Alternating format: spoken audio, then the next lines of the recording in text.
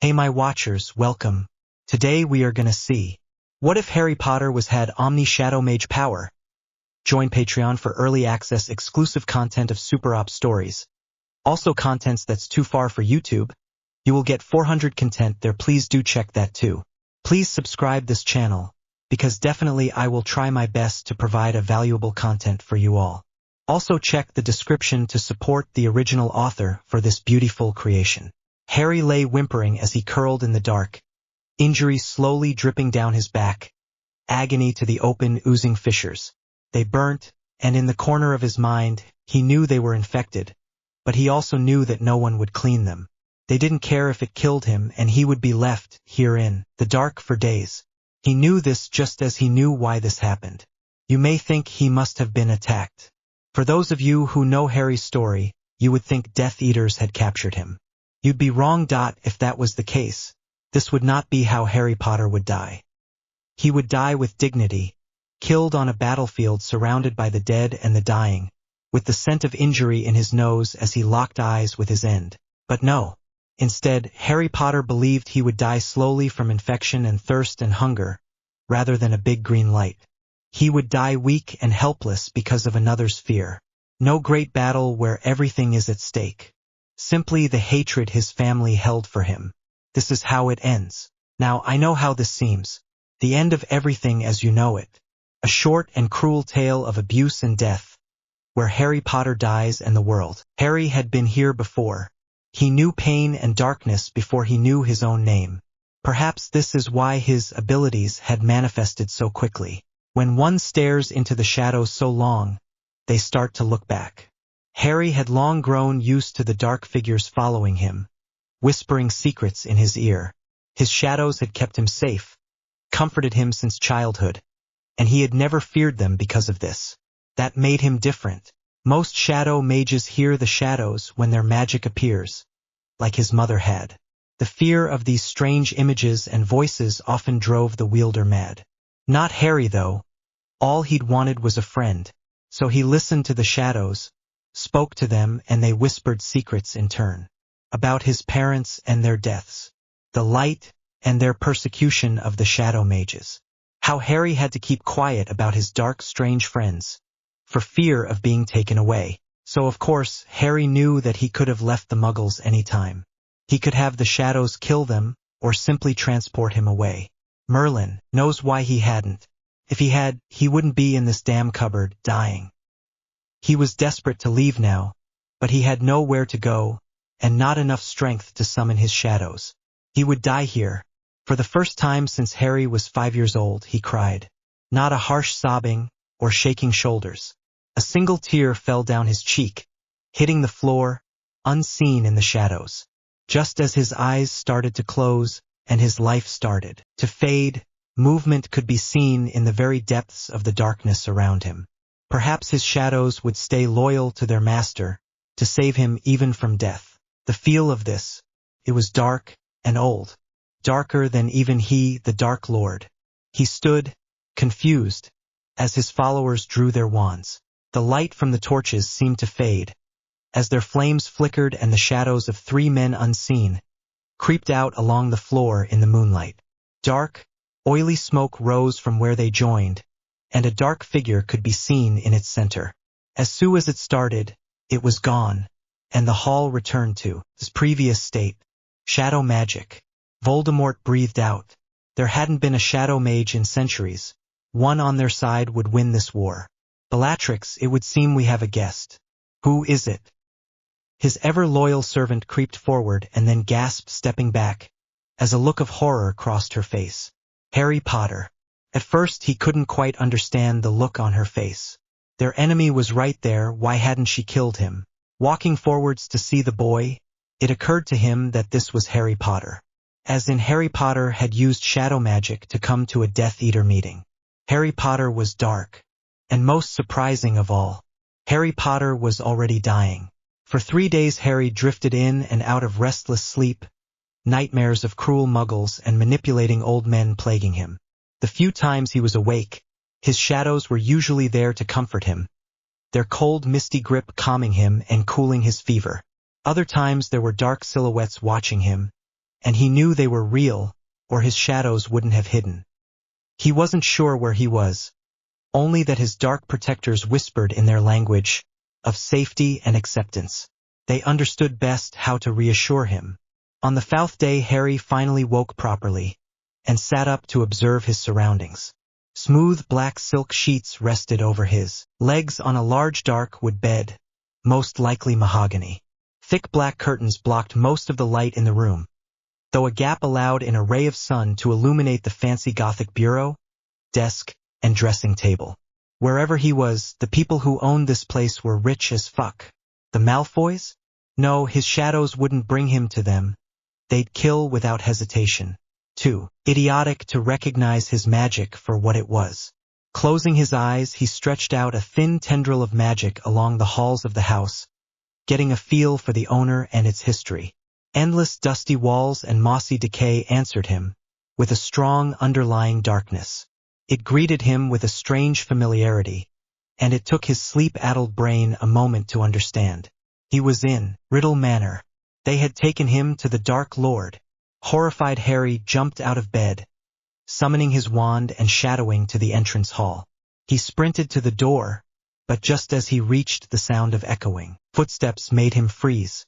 Slowly, he turned around to come face to face with the inner circle and Voldemort. Voldemort stood with his inner circle, having concluded their reports.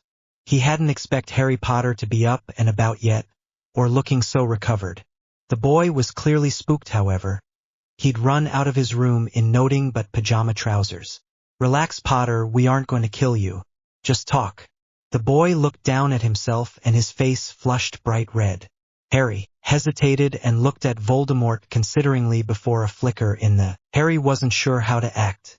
If his shadows had brought him here, it must be safe, or at least the safest place for him at the moment. He looked back at Voldemort, and receiving a raised eyebrow, looked down at himself. He was half naked in front of Death Eaters. Hoping he wasn't blushing too much, he went to change his attire, before remembering he wasn't alone. Should he really use shadow magic in front of them? Well, they were dark, and Voldemort looked at the boy wondering how something like this could happen. How the boy who lived, Dumbledore's favorite, be the darkest of dark. There hadn't been a shadow mage on centuries. "Well, Potter, care to explain why you arrived beaten and bruised in my meeting, and using shadow magic at that?" The boy was quiet for a while before looking up at them and sighing. "I don't like muggles. I've never met one worth knowing. All they do is hate and destroy anything they don't understand. A perfect example being my relatives. I could hardly call them family for everything they did to me. They've been beating me for my magic for as long as I can remember. They locked me away in the dark. One day I was in there for a week. I was about 4. But when I saw something moving, I swore I was going crazy. I thought there was another person in there with me. And when it started speaking, I decided, crazy or not, I had nothing left to lose. So I started talking back. It told me about shadow magic, how the light had persecuted my kind for years. I actually got the gift from my mother's side. She had always ignored them. Honestly, I don't really care that you killed them anymore. They made a stupid mistake trusting Dumbledore. My mother would have died anyway from suppressing all that darkness. You did her a favor, honestly. Death by dark magic overdose isn't a pleasant way to go." Harry was silent for a minute, and was surprised to see the genuine emotion in his potions professor's face. Severus was shocked to say the least. Why did Potter always have to be different? A shadow mage? He'd been worried when Harry had first appeared. How could he protect the boy surrounded by Death Eaters? The shadow magic, however, was a game changer. Severus wasn't light, not in the slightest. The only reason he helped Dumbledore was to ensure his oath was fulfilled. Now, Harry may join the dark side yet, and Severus could answer his true calling once again. What he didn't understand was how Lily could have been a shadow mage. She'd never mentioned dark figures or voices. Then again, it usually manifests as a witch or wizard reaches their majority. Lily had stopped speaking to him by then. Voldemort didn't understand how the woman could possibly have been a. Harry saw the eyebrow raise and decided to simply answer, not wanting to antagonize a curse-happy Dark Lord. My shadows tell me a lot of things, especially when Dumbledore is plotting. They're kind of protective I suppose that's why they brought me here. Dumbledore doesn't plan on me surviving the fight with you. Harry sat up and looked at the Death Eaters warily. Perhaps if Voldemort knew what Harry was, he'd keep him alive. But he probably wouldn't want his minions to know. After all, you can't die if all your Horcruxes are still intact. The boy was a Horcrux. It explained so much, their strange link so similar to his with Nagini. And the Parseltongue, he'd always wondered about that. After all, the Potters couldn't possibly be related to Salazar. Yes, his decision was made. Potter couldn't die. He would protect his Horcrux and try to convince the boy onto his side. Not that it should be difficult, shadows belonged with the dark. That's how it's always been. Severus couldn't keep quiet anymore. How was Lily a shadow mage? It doesn't make any sense. He wilted under the Dark Lord's glare, and Potter weirdly wasn't happy about the interruption either. The teenager rolled his eyes before replying. Well, obviously she wasn't a Muggle-born. Surely, you've heard of the Evans family. They supposedly died out a couple of 100 years ago, but they went into hiding when they discovered their magic. Most of them went insane or died, but some had children. Squibs. That made so much more sense. So Lily was a half-injury. She'd had magical injury. He just wished she'd told him before he'd said that word. Merlin, he missed her so much. Voldemort had enough of Snape wallowing in his sadness, and had heard enough to understand Harry Potter a little more. What worried him was the abuse the boy had mentioned. No magical child deserves pain at the hand if filthy muggles. Now Potter wasn't there. He may be able to get through the injury wards. Perhaps it was time for Lucius to visit the MIA, Mugglerized Information Archives Department. Potter's address must be there. Harry was curled up in his room in the manor, wondering how the hell he got into this strange situation. He'd had a stressful week and a weirder day. He'd woken up that morning to find a wrinkly old house elf by the name of Rosie staring at him with those big sad house elf eyes. When his eyes opened, she'd squeaked and jumped back, shaking her head so furiously, he thought her floppy pointed ears may just fall off. She stuttered out a quick. At first he had found it strange, sending his own shadow away, to walk in the light and see no dark silhouette following him. It was something people rarely ever noticed, a shadow. That's why shadow mages were so dangerous. No one knew which was meant to be there, and which was watching them. Sherry, as he'd come to be known, returned swiftly. Sherry had come from Shadow and Harry, as it was Harry's shadow. He had always taken care of Harry. So Sherry was born. He reported that Crouch, not Malfoy, the Lestranges, and the Dark Lord were downstairs waiting for him, but that lower-level Death Eaters were wandering the halls. Harry had wanted to avoid the Death Eaters, so after changing into black trousers and a purple shirt, he'd simply shadowed into the shadow of the empty chair next to Voldemort. He looked around to confirm what Sherry had told him. Only the inner circle were present. "Do you question me, dearest?" Harry smirked at the thought of ever doubting. His loyal friend and turned his attention back to the Death Eaters and took a seat. This was the first strange thing. Apparently sitting next to the Dark Lord was a major crime, as Bellatrix jumped up hissing with her wand, pointed at him. Voldemort rose to curse his favorite follower. Strange enough, but everyone in the room looked shocked when Bellatrix sat on the floor looking around terrified. Voldemort had turned to Harry, whom had just shrugged, confused. "Do you approve, my dear?" "I had her shadow," before resuming his seat. "What happened?" the Dark Lord questioned. Harry ran a hand through his messy hair, worried that his Sherry had got him in trouble. "My shadow is very protective of me. Now he doesn't have to hide his existence, he's a little eager to help, I guess. He just had her." Shadow whispered to her. Can be rather disconcerting the first few times. Harry had just shrugged, very uncomfortable talking to anyone about this, or at least unused to it, whilst the Dark Lord stared at him almost in wonder. It was disconcerting. Harry was used to being stared at with anger or hatred. This was just plain weird. "Would you like me to look in his shadow, my Harry? I could see what he is truly feeling." No. All the Death Eaters in the room, excluding Bellatrix, were looking at him like he was crazy. How the tables had turned, and he'd flushed bright red. He turned towards Voldemort, apologizing. Sorry, I should be used to it by now, but sometimes I forget other people can't hear what Sherry is saying. Voldemort tilted his head slightly, red eyes narrowing. Sherry? Harry huffed. He was beginning to tire of explaining himself. Well, I can't keep calling him my shadow. All shadows are mine, so I've named a few that I see most regularly. Harry had then spent the rest of the day wandering the manor, once the Death Eaters had left. According to the shadows around the place, it had once belonged to the Dark Lord's Muggle grandparents, whom he had killed in the sparsely furnished living room, nicknamed the Red Room for its injured tail. Harry had made sure to avoid that room. He'd found several secret passages and now knew of 5 ways to escape, should the need arise. And that was the other strange thing. Whilst Harry had been here, he didn't feel the need to leave. He was safe from the Dursleys and Dumbledore would never know what happened. Voldemort didn't even seem that crazy, now that he wasn't out for his injury. According to Voldemort's shadow, whom he had mostly been avoiding, the Dark Lord was in his study, planning something. Harry hadn't asked what was being planned, not wishing to incur the man's wrath through a stupid invasion of privacy. Eventually the Death Eaters had returned, so here he was, sitting on his bed stroking Lucifer. Who was Lucifer? Well, that was the final strange thing of the day. Apparently Malfoy Sr.'s shadow had taken a strong liking to him, more than most shadows did, and had abandoned Lucius to spend the day with Harry. Oddly enough, in dog form. Yes, Harry had a pet shadow dog called Lucifer. Why was it always him? Just as Harry began to fall asleep from boredom, loud shouting roused him and jerked up in shock when Snape, Lucius and the Dark Lord stormed into his room, closely followed by Bellatrix.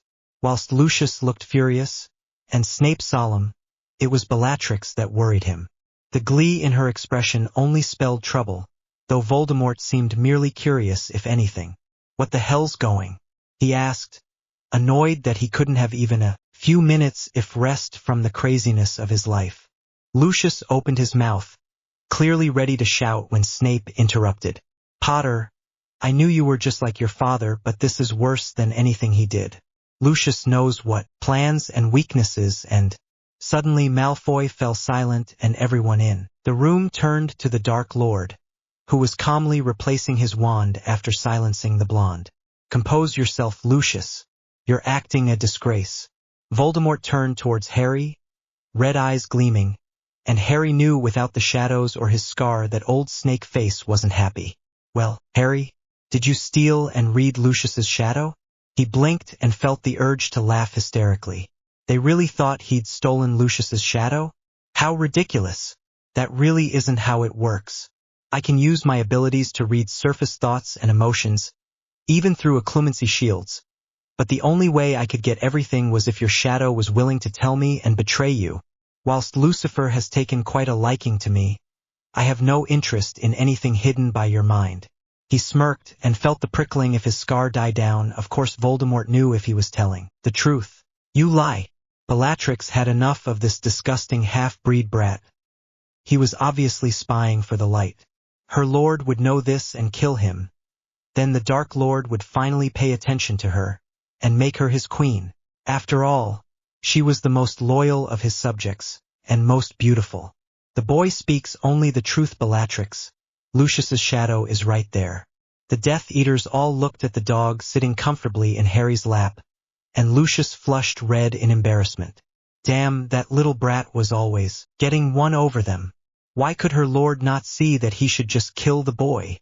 Harry snorted as Bellatrix's shadow whispered her thoughts in his ear, before turning slightly queasy at the images she had of her and Voldemort in her head. The Death Eaters looked on in shock as the dark dog in his lap jumped off, morphing into a shapeless shadow, before gliding across the room behind Lucius. Voldemort, however, only had eyes for him. You are all dismissed. I would like a word with Harry on my own. Snape and Lucius left immediately, looking wearily at Lucius's shadow. But my lord, Bellatrix screeched. Merlin, that woman had to be part banshee. Begone, Bellatrix. The crazy woman huffed, before stalking out of the room, and Harry was left alone with Voldemort. Well now, young Harry Potter, our resident mystery. The boy smirked. His lack of fear was intriguing. Once it would have infuriated him, but now, Voldemort didn't know what to think. I believe it's time we had a chat. Harry went silent, his face serious as he nodded his head. I agree, but what is it exactly you want to talk about? Voldemort gestured to the end of the bed, and at Harry's nod, sat cross-legged opposite the boy, who, the edge off of their anger and emotions. If someone has a damaged soul, it means their link to their shadow has been cut off. It makes their emotions go all over the place. Like Bellatrix, she is completely cut off from her shadow. She has no ability to control her emotions. My ability as a shadow mage is to intercept that link. I can touch it and hear what is passed between them. I can speak to the shadow of someone's soul, if the shadow is willing to talk. Most aren't, but those that are cut off, it's much easier. Bellatrix's link to hers is so damaged. Her shadow has absolutely no personality or sense of loyalty, which is why it went against her so easily. Harry fell silent, looking up at the man he had always thought of as the enemy. It was strange how easily he could blurt out these secrets, but it was nice to share his interest and passion with someone who would understand, who wouldn't fear or despise him. Being with this so-called monster was oddly freeing. That certainly explains a lot about Bellatrix, but not about what you just did to me. Harry grinned sheepishly and shrugged his shoulders. Yeah, sorry about that. It's just lots of things can damage soul/shadow links. Excess use of magic for one, but mostly pain or madness. The things we went through, it was enough to damage irreparably our souls. If I wasn't a shadow mage, my soul would be as damaged as yours. As it is, yours is damaged. Badly. Normally, I wouldn't be able to repair a cut on this scale, but I can feel your emotions through our link. Wondered if I could use that bond to heal your soul damage, and it worked, at least a bit. Not so much that you'll be stable, no offense, but enough that your reactions aren't quite so irrational. Harry grimaced at the tingle of anger he felt in his scar, but was glad to see it wasn't as bad as it used to be. Tom wasn't so damaged now. Tom, on the other hand, was not happy. Potter knew about his Horcruxes. What exactly do you know if this damage? Harry shrugged again. A habit the Dark Lord despised. I think most of it's caused by trauma. The edges of your shadow are spiky, but some of it is from magical overuse as well. The silhouette is kind of blurred. What worried me is how small your shadow seems to be, like some of it's missing, and it's strange how it keeps reaching out to me. Now Voldemort really was worried. How much damage had the Horcruxes caused exactly? Moreover, why was part of his soul reaching to Harry Potter? But of course, the link, the images and emotions. Harry Potter was a Horcrux. Harry felt a spectrum of emotions come from Voldemort, from shock to anger and almost relief. Are you okay?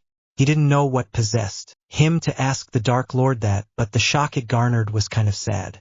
Harry, being Harry, decided he would check in Tom more. They were living together. Tom nodded slightly. It is not of import. Was there something you wish to speak to me about? Harry was surprised by how polite Tom was being, and how easy it was to think of him as Tom now. Yes, I think it's time we discussed my place in this war. All we've really confirmed is that you wish me to live here for the foreseeable future. Tom nodded and smirked. Yes, you can hardly go back to your precious Dumbledore now. Can you, Potter? And there was Voldemort.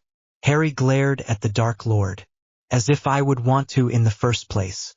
I'm not as stupid and illusioned as Snape makes me out to be. Dumbledore left me with the Muggles. All he cares about is beating you. I figured that out a long time ago. Voldemort only raised an eyebrow, folding his arms. So you don't want to return? Harry scoffed and rolled his eyes. Of course I don't. Why would I?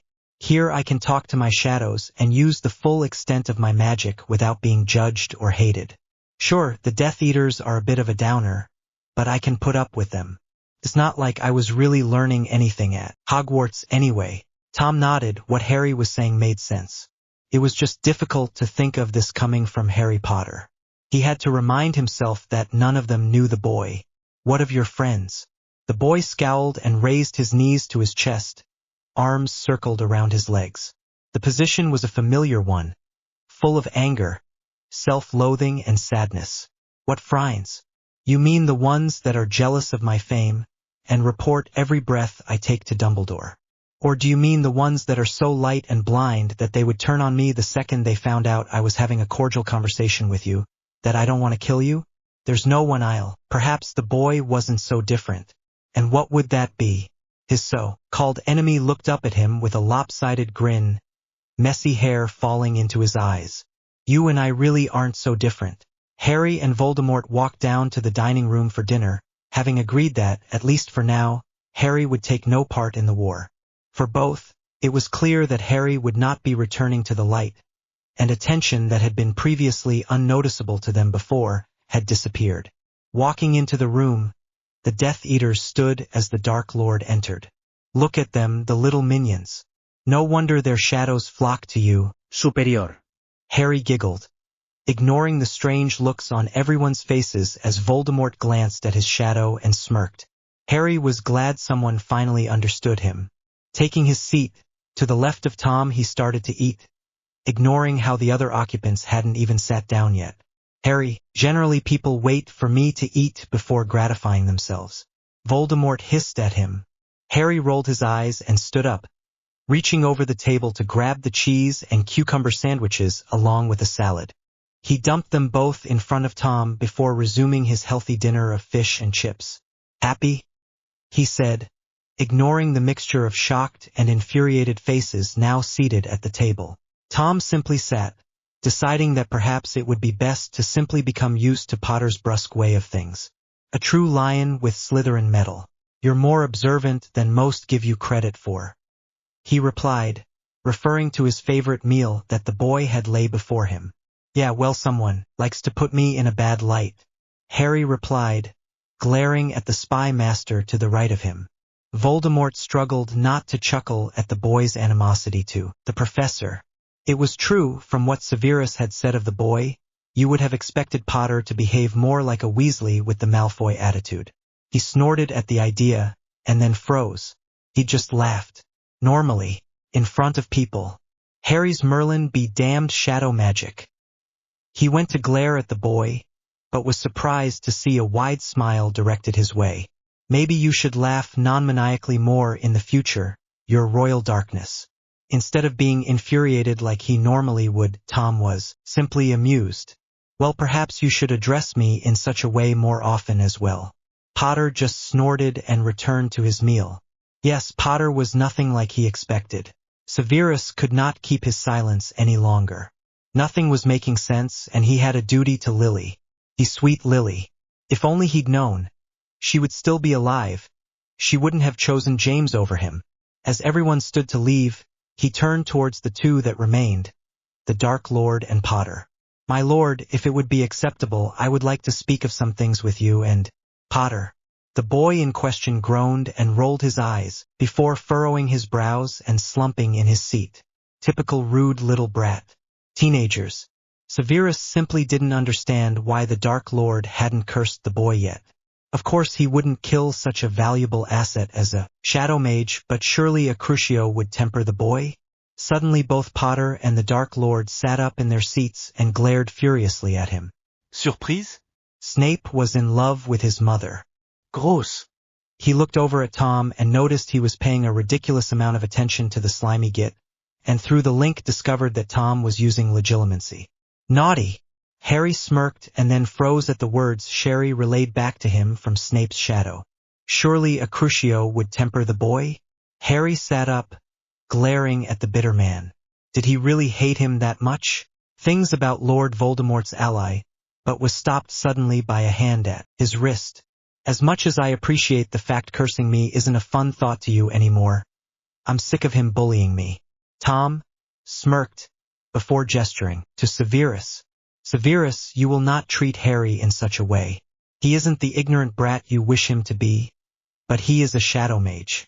Perhaps now, you will understand what that means. Harry smirked, caressing the now corporeal form of two shadows, one in the oily black hair of Sherry, and the other, the fur of a large black wolf, crawling from the non-sentient shadows by the wall. Hurt him, nothing permanent, and do not kill him. Both Voldemort and Harry simply sat as Severus began to scream at the treatment from Harry's precious shadows. Yes, Harry was no golden boy, not anymore. Harry sat back down, erecting a silencing bubble around them. He laughed at the pouty look, having never seen it before on Voldemort. Today was a day of firsts.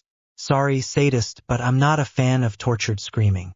I'm more into the weird sisters. Tom rolled his eyes and settled back into his chair. If you dislike hurting people so much, why have your shadows attack him? He sat back, contemplating. The thing with sentient shadows is that they do hold a part of your nature, often the part suppressed by your conscience. Sherry is a little injury-thirsty. It's all well and good for me to not want to hurt people, but that urge is still there.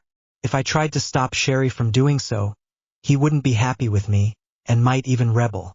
Like I said, shadow mages don't control shadows, we debate and persuade them. Shadow mage does have complete control over. We can control its form, where it moves, we can even use it to listen to others. For example, if I wanted to hear Snape, even through the silencing charm, all I'd need is a plain old shadow, and I could use it to hear what the shadow across the room is hearing. Tom raised an eyebrow and said no more, most likely plotting how he could use the information for his precious war. If Tom wanted his help, he could ask for it. Speaking of Tom. Hey, what should I call you? Hey, what should I call you? Voldemort was snapped out of his planning by the sudden random question. What do you mean? As they were talking, he noticed the wolf shadow fading into the wall, and Sherry walking back towards Harry as the silencing charm was cancelled. Severus simply lay on the floor whimpering occasionally. Well, I can't very well keep calling you Voldemort, and I'm not calling you your royal darkness all the time. Tom smirked, looking back over at the teenager. Not all the time? The boy smirked back and hummed. No, only if you're being a good Dark Lord. Tom rolled his eyes, looking back to survey the damage done to his spy. You may call me Marvolo. It is a strong Slytherin name, despite how it once belonged to a sniveling weakling. Harry simply nodded and stood. He can walk, you know, and apparently he wants to tell you something. With that, the boy walked out of the dining room, most likely to Voldemort's study. What in the world possessed him to let Harry Potter on a first-name basis? Perhaps he really had gone insane. He stood, staring coolly at the broken spy until he stood, following him up to the study. Pain. In that moment it was all Severus knew. He didn't quite understand what was causing it either. Some, of course, was obvious. That wolf creature had bitten him, tearing him arm or leg from arm or leg. But that other pain, like a burning deep inside him, something hot and molten twisting inside his body like a trapped butterfly. He'd felt death and welcomed it. Then just as suddenly as it started, it stopped. He'd opened his eyes to see his tormentor walk away, his lord following the boy. Snape stood slowly, his joints feeling hundreds of years old, and walked up to the Dark Lord's study. Inside, his lord sat in the wing-back chair at his desk, and Potter, strangely enough, sat in the window behind him. Severus walked in and closed the door, waiting for the Dark Lord to gesture him to sit. He did so gratefully and waited. Well, Severus, I'm sure you've learnt your lesson. Now, what is it you wanted? Harry and I have other things to discuss. At this, Potter hissed something to the Dark Lord who, Severus could have sworn, smiled, and replied in kind. It was strange to hear the so-called golden boy speak the serpent tongue, and not for the first time Severus wished he could understand it. Both turned back to the dour professor, and he took this as his cue to reply. Harry sat comfortably in the window, looking out at the manor grounds. It was surprisingly beautiful, more bright and well-kept than he'd expected from Riddle Manor, but Marvolo wasn't really what he'd expected. The Dark Lord walked in with the professor in tow and began talking. His attention was piqued at Voldemort's words. And what exactly do we have to talk about? He hissed, interrupting. Voldemort smiled, and replied, can I not just talk to you? Suspicious, Harry stayed silent and Snape began to talk. My lord, Potter, during the last war I believe you remember that I asked for you to spare Lily's life in return for information of the prophecy. Voldemort simply nodded, but Harry frowned. What prophecy? Voldemort turned to him quickly with a hiss later, and looked back at Snape. Harry didn't know what possessed him to do it. Maybe Sherry had played a hand in it, but Harry leaned forward and flicked Voldemort on the back of his head. Instantly, the man stood and turned glaring, dark magic rising around him like a heavy aura. Instantly Harry shrank back and apologized. This isn't something he'd normally do. He'd never cower in front of Voldemort, his enemy. But this was Marvolo, his ally and perhaps friend, so old habits from the Dursleys set in. He wasn't here anymore, he wasn't safe. He was just scared. Immediately Marvolo drew back his magic, his anger draining from him just as fast. He too knew the pain and fear from childhood. He understood the habits brought forth in darker times. He kneeled before the boy, barely paying attention to how every shadow in the room had taken on a human silhouette, or how Severus shrank back from them in terror. Harry, it's okay. You're safe. Slowly, he looked up at Tom and stared for a minute before nodding and stretching out. The shadows faded and Marvolo's hand remained buried in the boy's black locks before letting go and returning to his seat. He turned back to Severus, ensuring he could see Harry in the corner of his eye. Continue. Severus, who'd been glaring at the shadows, turned his attention back to the Dark Lord. Well, when you did not listen, I was lost in despair. I turned to someone who would perhaps listen. Dumbledore. Instantly, Voldemort frowned. His loyal spy was not so loyal. All I told him was that you were coming for the Potters. I begged him to hide them, which he did. I suppose that one action is what caused me to do what I did next. Voldemort straightened in his chair, wand out ready to curse the disloyal wizard. What was that exactly, Severus? Treachery? Instantly Severus dropped the ground to kneel before him. You have 1,000 apologies, my lord, but I ran to Dumbledore to ask why he had not protected her. In my grief, he convinced me the best way to honor Lily was by protecting the one thing she loved the most. Her son. I swore an unbreakable vow to protect Potter. I must know if he is safe, my lord. Voldemort turned to Harry, unsure of what to do.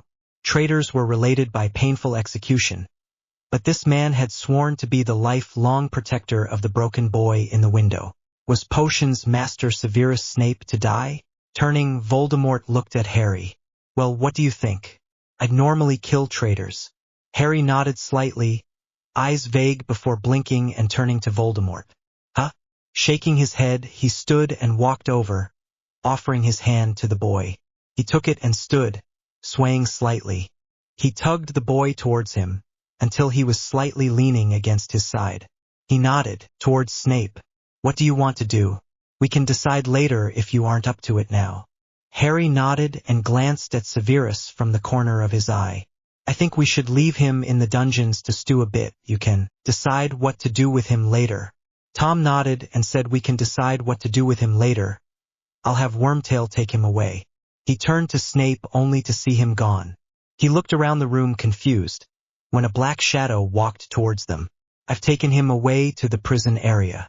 Harry smiled and thanked the shadow, and together they walked towards the sitting room in Voldemort's private quarters.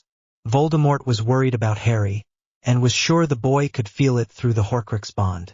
Harry leant against Voldemort, feeling ill. He was barely aware of talking or walking. He only felt a little better once he was sitting down on the chaise lounge, half lying on the Dark Lord now. Harry, what's wrong? He was silent for a moment longer, trying to get his head together. Sorry. Sometimes when I get upset, my consciousness slips into the shadows. But being part of that many beings is disorienting, so when I come back it's a little overwhelming. Even as he said this, he fell back completely on the lounge, too tired and dizzy to completely register where he was. Voldemort shifted slightly, surprised by Harry's sudden closeness. No one had been this close to him in a very long time. Most people would be too scared. And here the boy was lying on his lap. He'd killed the child's parents for Merlin's sake. He didn't say any of this, of course, instead opting to lightly massage the boy's head. Hand buried in his hair, he asked, "Can I help?" Harry was quiet for a few minutes before replying with, "This is fine, I just need a minute. I might need to pull Sherry back." As he spoke, the dark figure materialized from the sofa's shadow and merged with Harry, forming another shadowy, shapeless mass. Taking in a sudden sharp breath, Harry sat up a little, no longer in. The hell haven't I heard about it? Voldemort grimaced, and it was a strange look to see on his face. Dumbledore. Harry scowled. Of course it was Dumbledore, it was always Dumbledore. I was told the prophecy by. The confrontation is intense. They are injured and the fight is decided, but explicit details are intentionally omitted. Harry stayed quiet, conflicted in his feelings.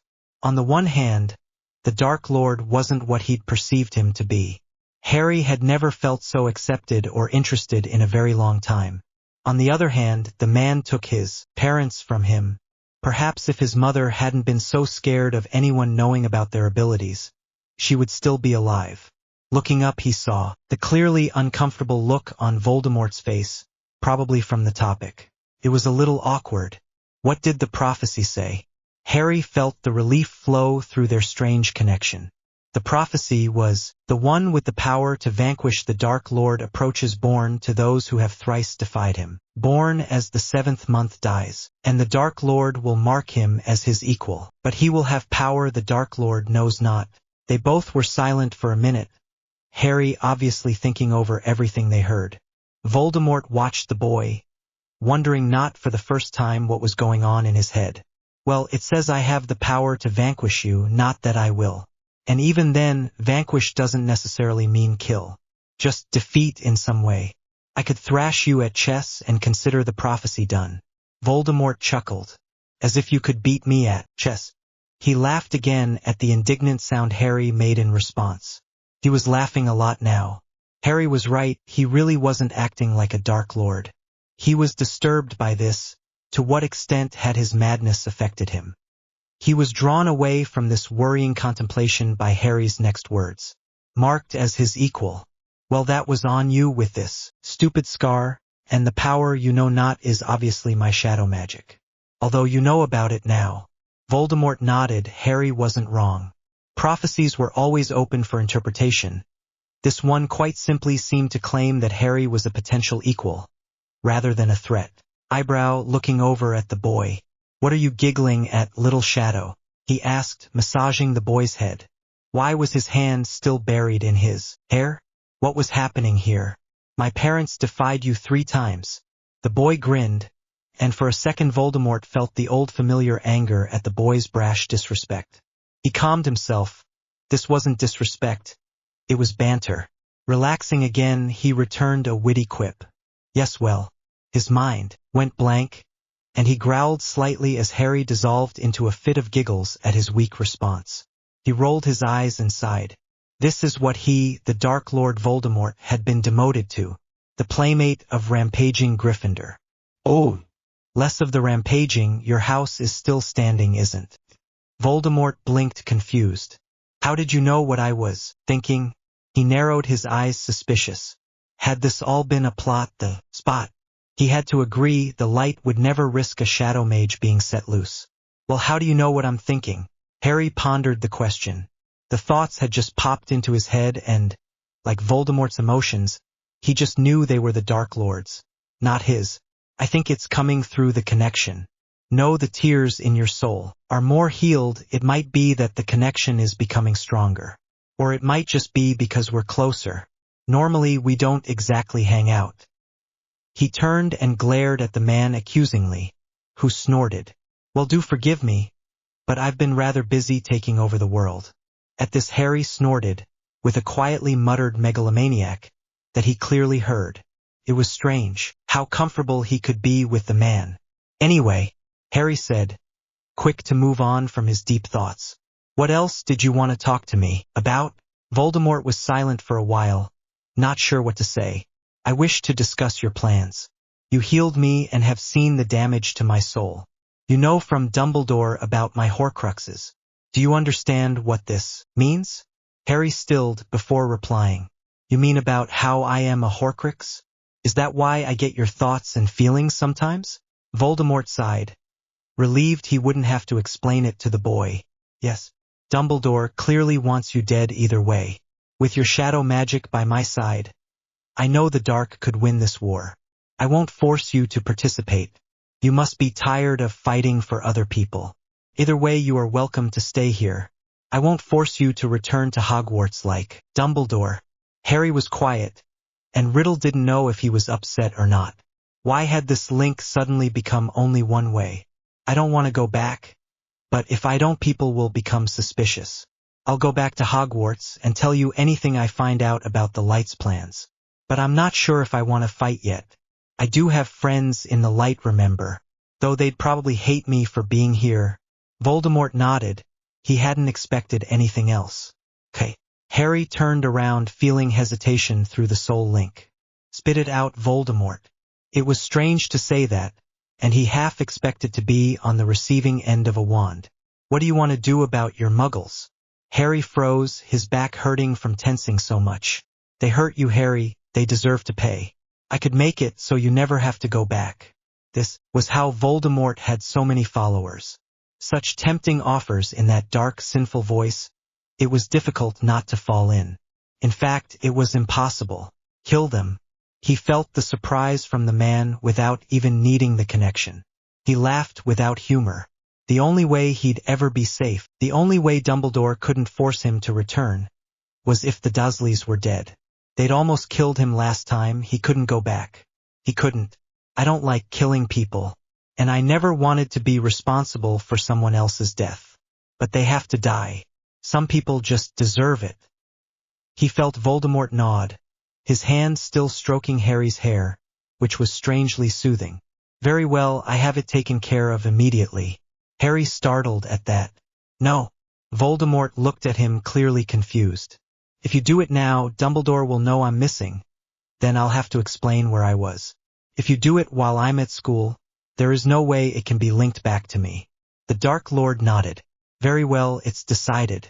You'll return to Hogwarts, and when you do, I'll kill those filthy muggles for you. Perhaps I'll have Bella torture them. Harry grimaced at the thought.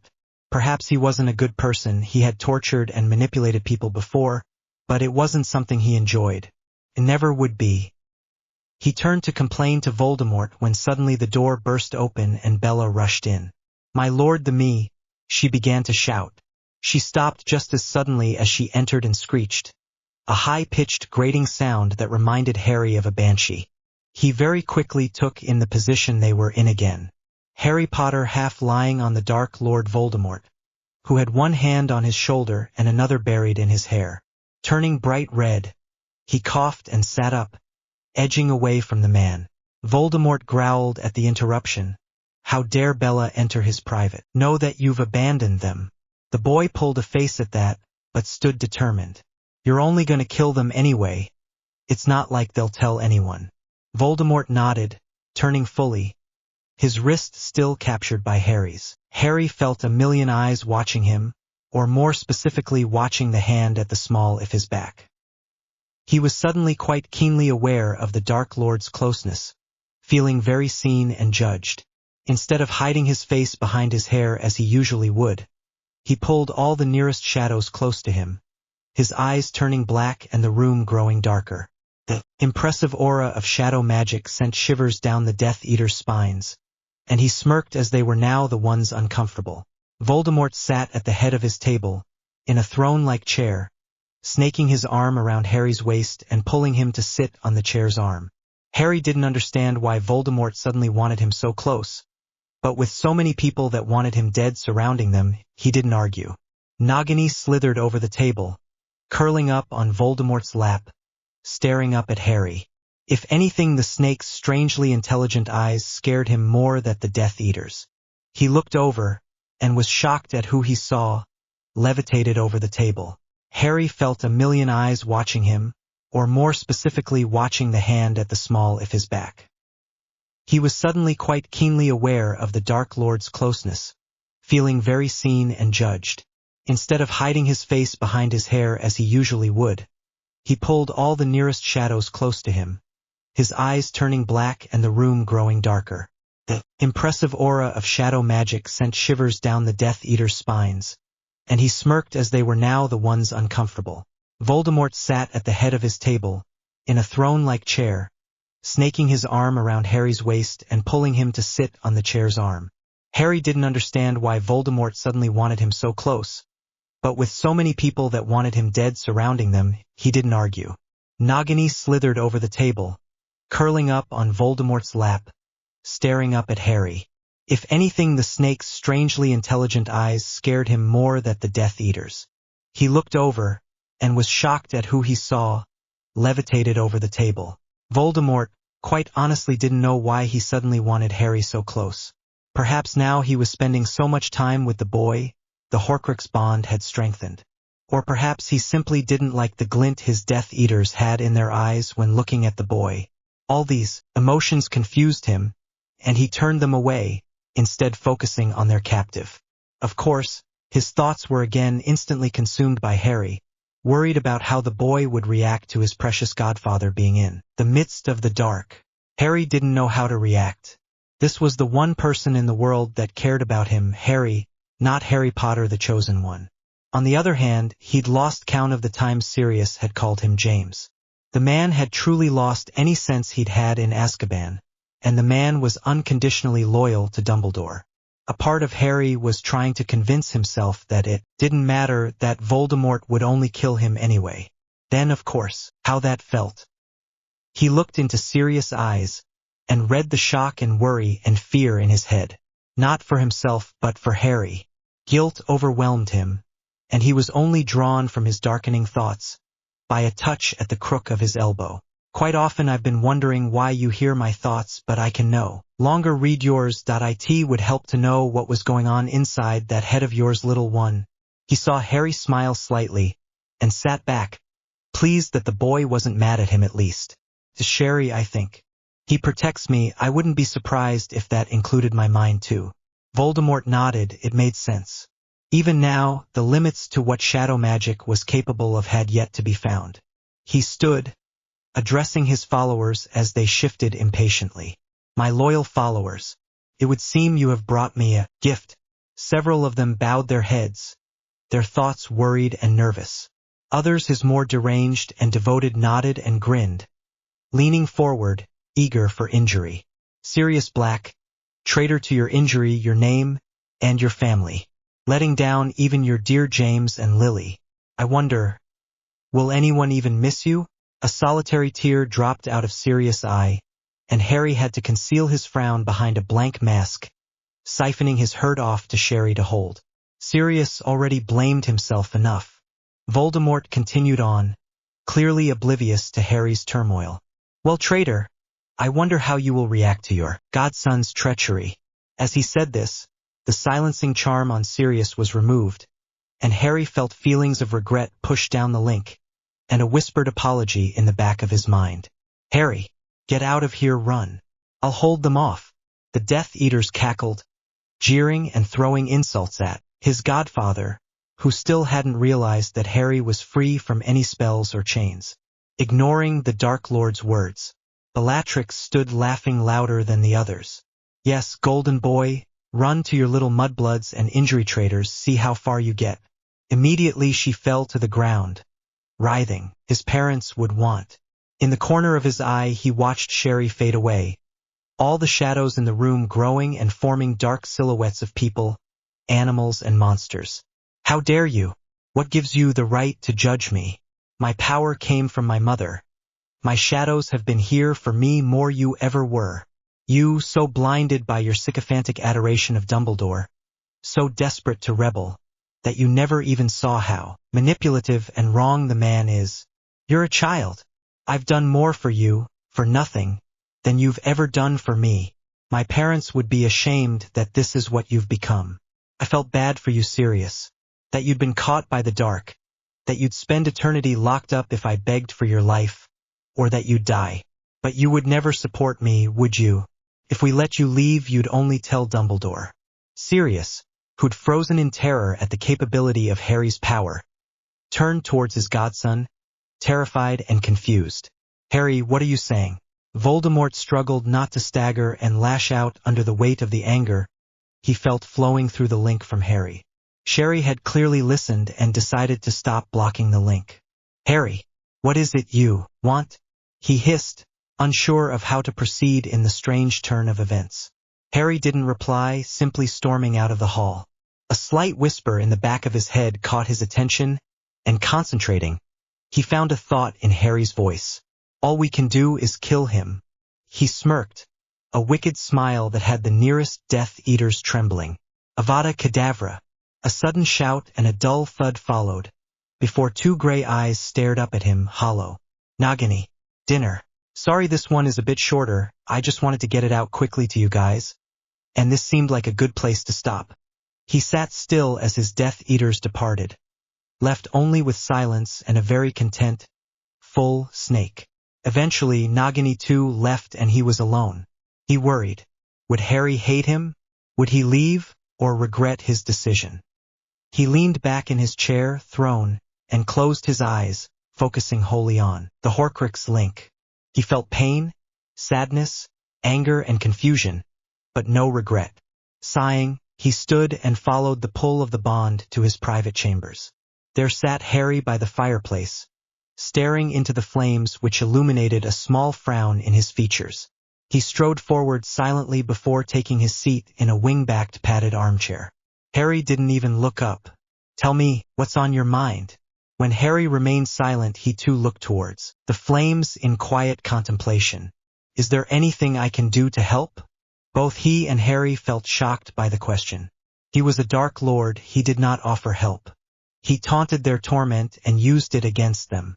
Finally, Harry looked up and stood, walking towards Voldemort, stopping just in front of the chair. I don't regret my decisions. I don't blame you for his death. Harry fell silent again, and Voldemort wondered at the strange relief he felt upon hearing those words. Sherry said something to me. This made me return. Again he paused, and again he continued before the Dark Lord could say anything. Most of that I could put towards your repaired soul, regained sanity. Except you don't treat anyone else like that. And it doesn't explain why you keep touching me, bringing me close, try to protect me and comfort me. No one has ever treated me like that. I don't understand why you, the man that has wanted me dead my entire life, are flooded the bond before being cut off quickly by what he now recognized to be Sherry. However, the bond doesn't force me to be interested in what you think. The bond does not make me worry for your feelings. The bond does not make me want to hold you. Perhaps I quite simply have grown to care for you over this short time. If anyone would be my equal, it would be you. The last line had him pause, so reminiscent of the prophecy. Is this what it had meant the whole time? Is this what the ridiculous thing had been predicting? Had he overlooked the most important sentence of it all? Neither can live while the other survives. They had simply been surviving this whole time. The continued silence worried him, and he peered up at Harry. He looked back down at Voldemort for a second, before surging forward, curled up on the man's lap, arms around his neck. He froze, before returning the embrace, thrumming with smug contentment. He always got what he wanted. So what now? Harry broke the silence. Voldemort shook his head slightly. Now, we do what we like. We stop Dumbledore. We move on. Together. Both smiled at that, glad they finally felt the strength they had been so desperately searching for their entire lives. Each other. No one could stop them now. Dumbledore leaned back in his chair, sucking the lemon drop. Everything was going so well. Young Harry was following his destiny, honoring his parents.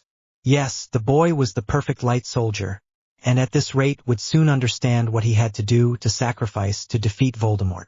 He truly regretted the weight on the boy's shoulders, he truly did. He also regretted sending the boy back to his Muggle home, but the child had to be with family. It was of no matter. Soon, the boy would be taken to Grimmauld Place, to safety, before returning to Hogwarts. The only issue was serious. The man had left the safe house in a fit of rage after arguing with Walburga's portrait. The order followed him, but the man had simply disappeared without a trace. That was hours ago, and the order were beginning to worry. Remus refused to return to the wolf camps while Sirius was gone, and Harry surely would not want to stay if his previous godfather were missing. They needed to find Sirius and fast before they collected Harry. The boy could wait, though Arabella claimed she had seen little of him. That surely meant he was staying safe inside. Yes, everything would be just fine. Now, how to get Harry to destroy Horcruxes without telling him. It was a burden the boy didn't yet have to bear. Harry would be told when the time came. For now, Sirius and finding the Horcruxes, everything was going according to plan. Harry woke up a few hours later, confused at first about where he was. He quickly connected the dots when he saw who exactly he'd fallen asleep on. Quietly and slowly, he stood up, careful not to wake the man. He was so confused, constantly, by everything happening around him. This wasn't where he thought he would be. He should be dead, or working for the light, not pursuing a relationship with the Dark Lord. Where was he supposed to go from here? Could he even trust the man? Harry was so lost in thought, he didn't notice he'd been walking until he found himself in a seemingly empty room. There were no chairs, no tables, and no windows, only a single torch mounted on the wall. Harry shivered as a slight chill hit him, and he turned to go.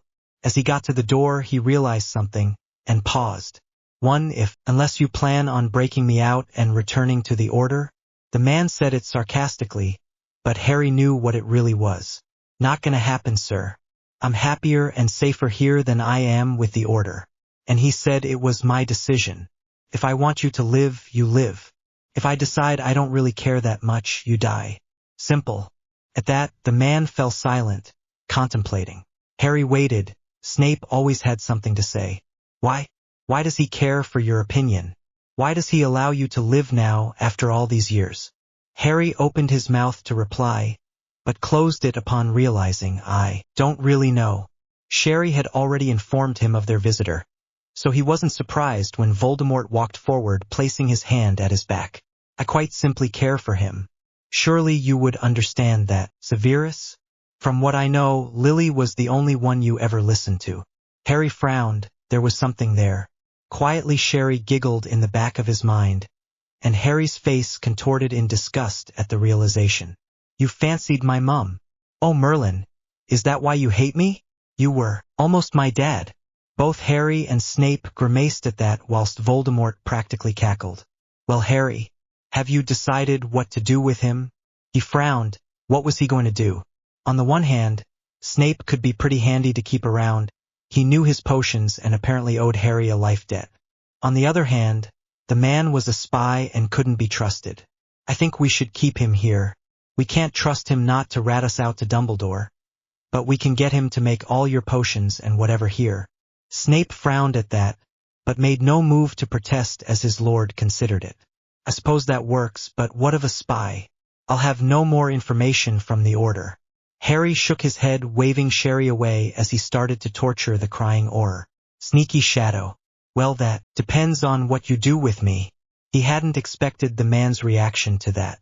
The tall dark wizard leaned in, trapping him between his body and the cold stone wall. And what exactly do you suggest I do with you? Harry stammered, blushing bright red, before hitting the man's shoulder. Shut up, you know what I meant. Hogwarts. They turned back in time to see a disgusted look on Snape's face. Voldemort had had enough of Severus, and threw a crucio at the man before leading Harry upstairs to the private dining room. He himself hadn't expected his reaction to that, but he simply couldn't resist.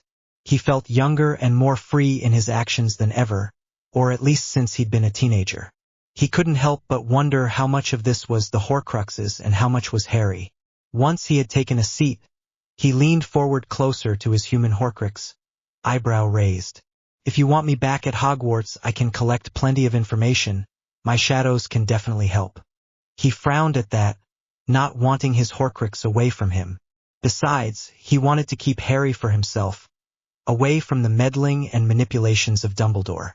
He definitely wanted to explore where this relationship was going. He saw Harry smirk, well aware that the younger wizard could hear his possessive thoughts. Smirking himself, the Dark Lord pushed other certain feelings down the bond, grinning in delight as a red flush spread out from Harry's cheeks down to his neck. I wonder exactly how far that blush of yours goes? At this, Harry scowled, poking the man, still blushing. So, am I going to Hogwarts? Sighing, the Dark Lord leaned back and frowned. It's up to you. I won't make your decisions. Whilst I'd personally prefer you to remain here, it would benefit my side greatly if your shadows could spread to Hogwarts. it would also hide your betrayal.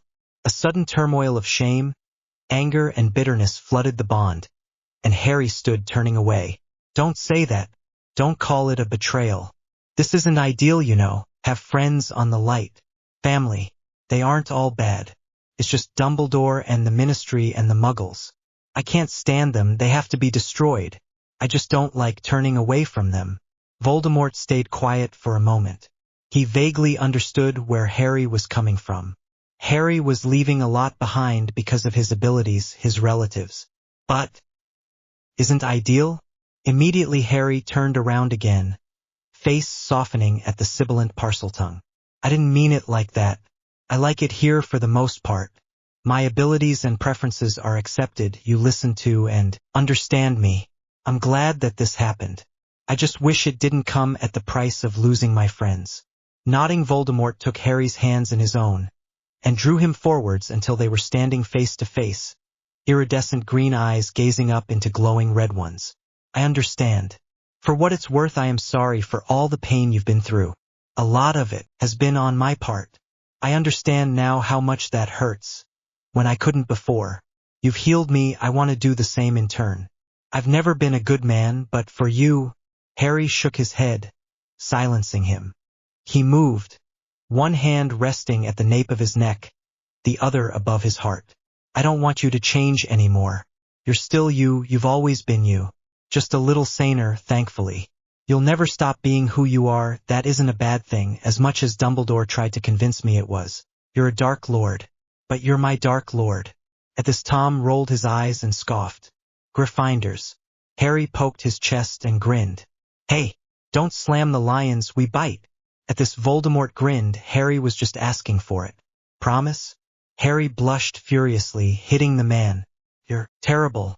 They were silent for another minute, before Harry frowned. I'm not perfect either.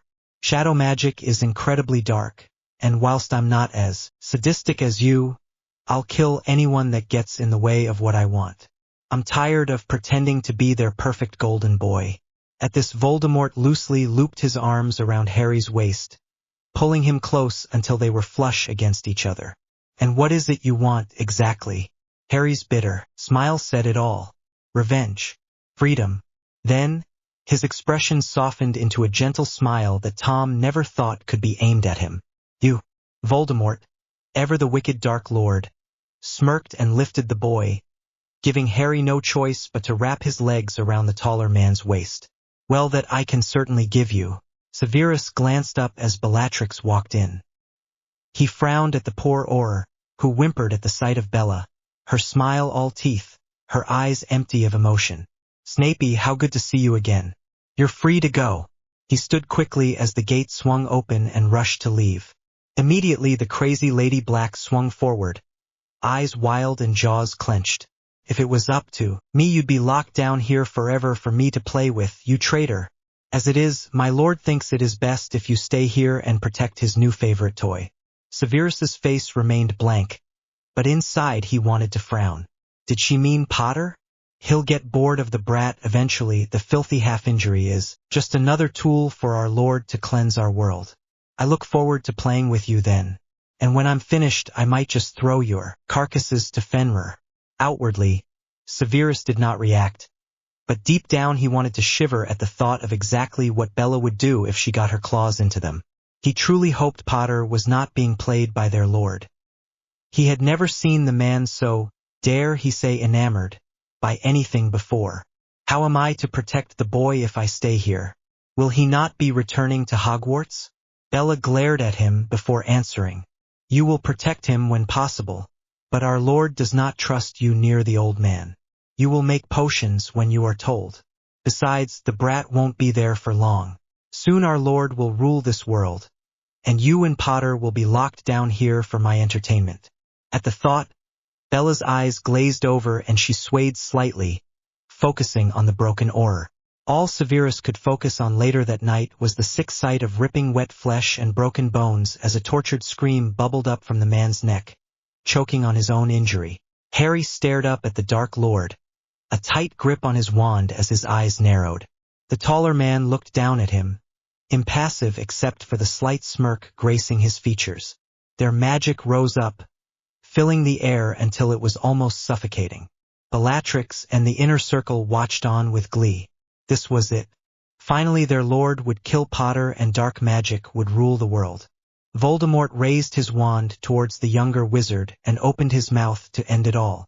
Harry tensed, ready for what was coming. Evanesco, the injury covering him, was washed away as Sherry walked back towards him. He took the Dark Lord's hand and was instantly pulled to the man's side, as had become normal over the last few days. He peered up and hissed to him in the language only they spoke. She was asking for it, I swear. Even if my shadow hadn't reacted, I would have killed her. The woman in question was still lying in a heap on the floor, staring up at them with anger and confusion. But my lord, he attacked me. His head whipped around from looking down at his Horcrux to glare at the witch. And why, Bellatrix, did he do that? Dark as he was, Harry wasn't violent. In fact, he seemed to quite strongly dislike it most of the time. Tom would never understand it, but as long as Harry was safe and on his side, it didn't matter. What did she do, my soul? It was a nickname he'd given after the third time Harry worried that he was using him for the Horcrux. It was unsurprising. Voldemort couldn't expect Harry to completely trust him already, but addressing the issue could at least start to heal that trust. He was grateful enough that Harry was giving him this chance. She called me your whore. Apparently you'll get bored of me soon, and be done with me, once Dumbledore is dead. For a second, Voldemort was conflicted. He was still getting used to all these new emotions, but Harry was helping him identify them.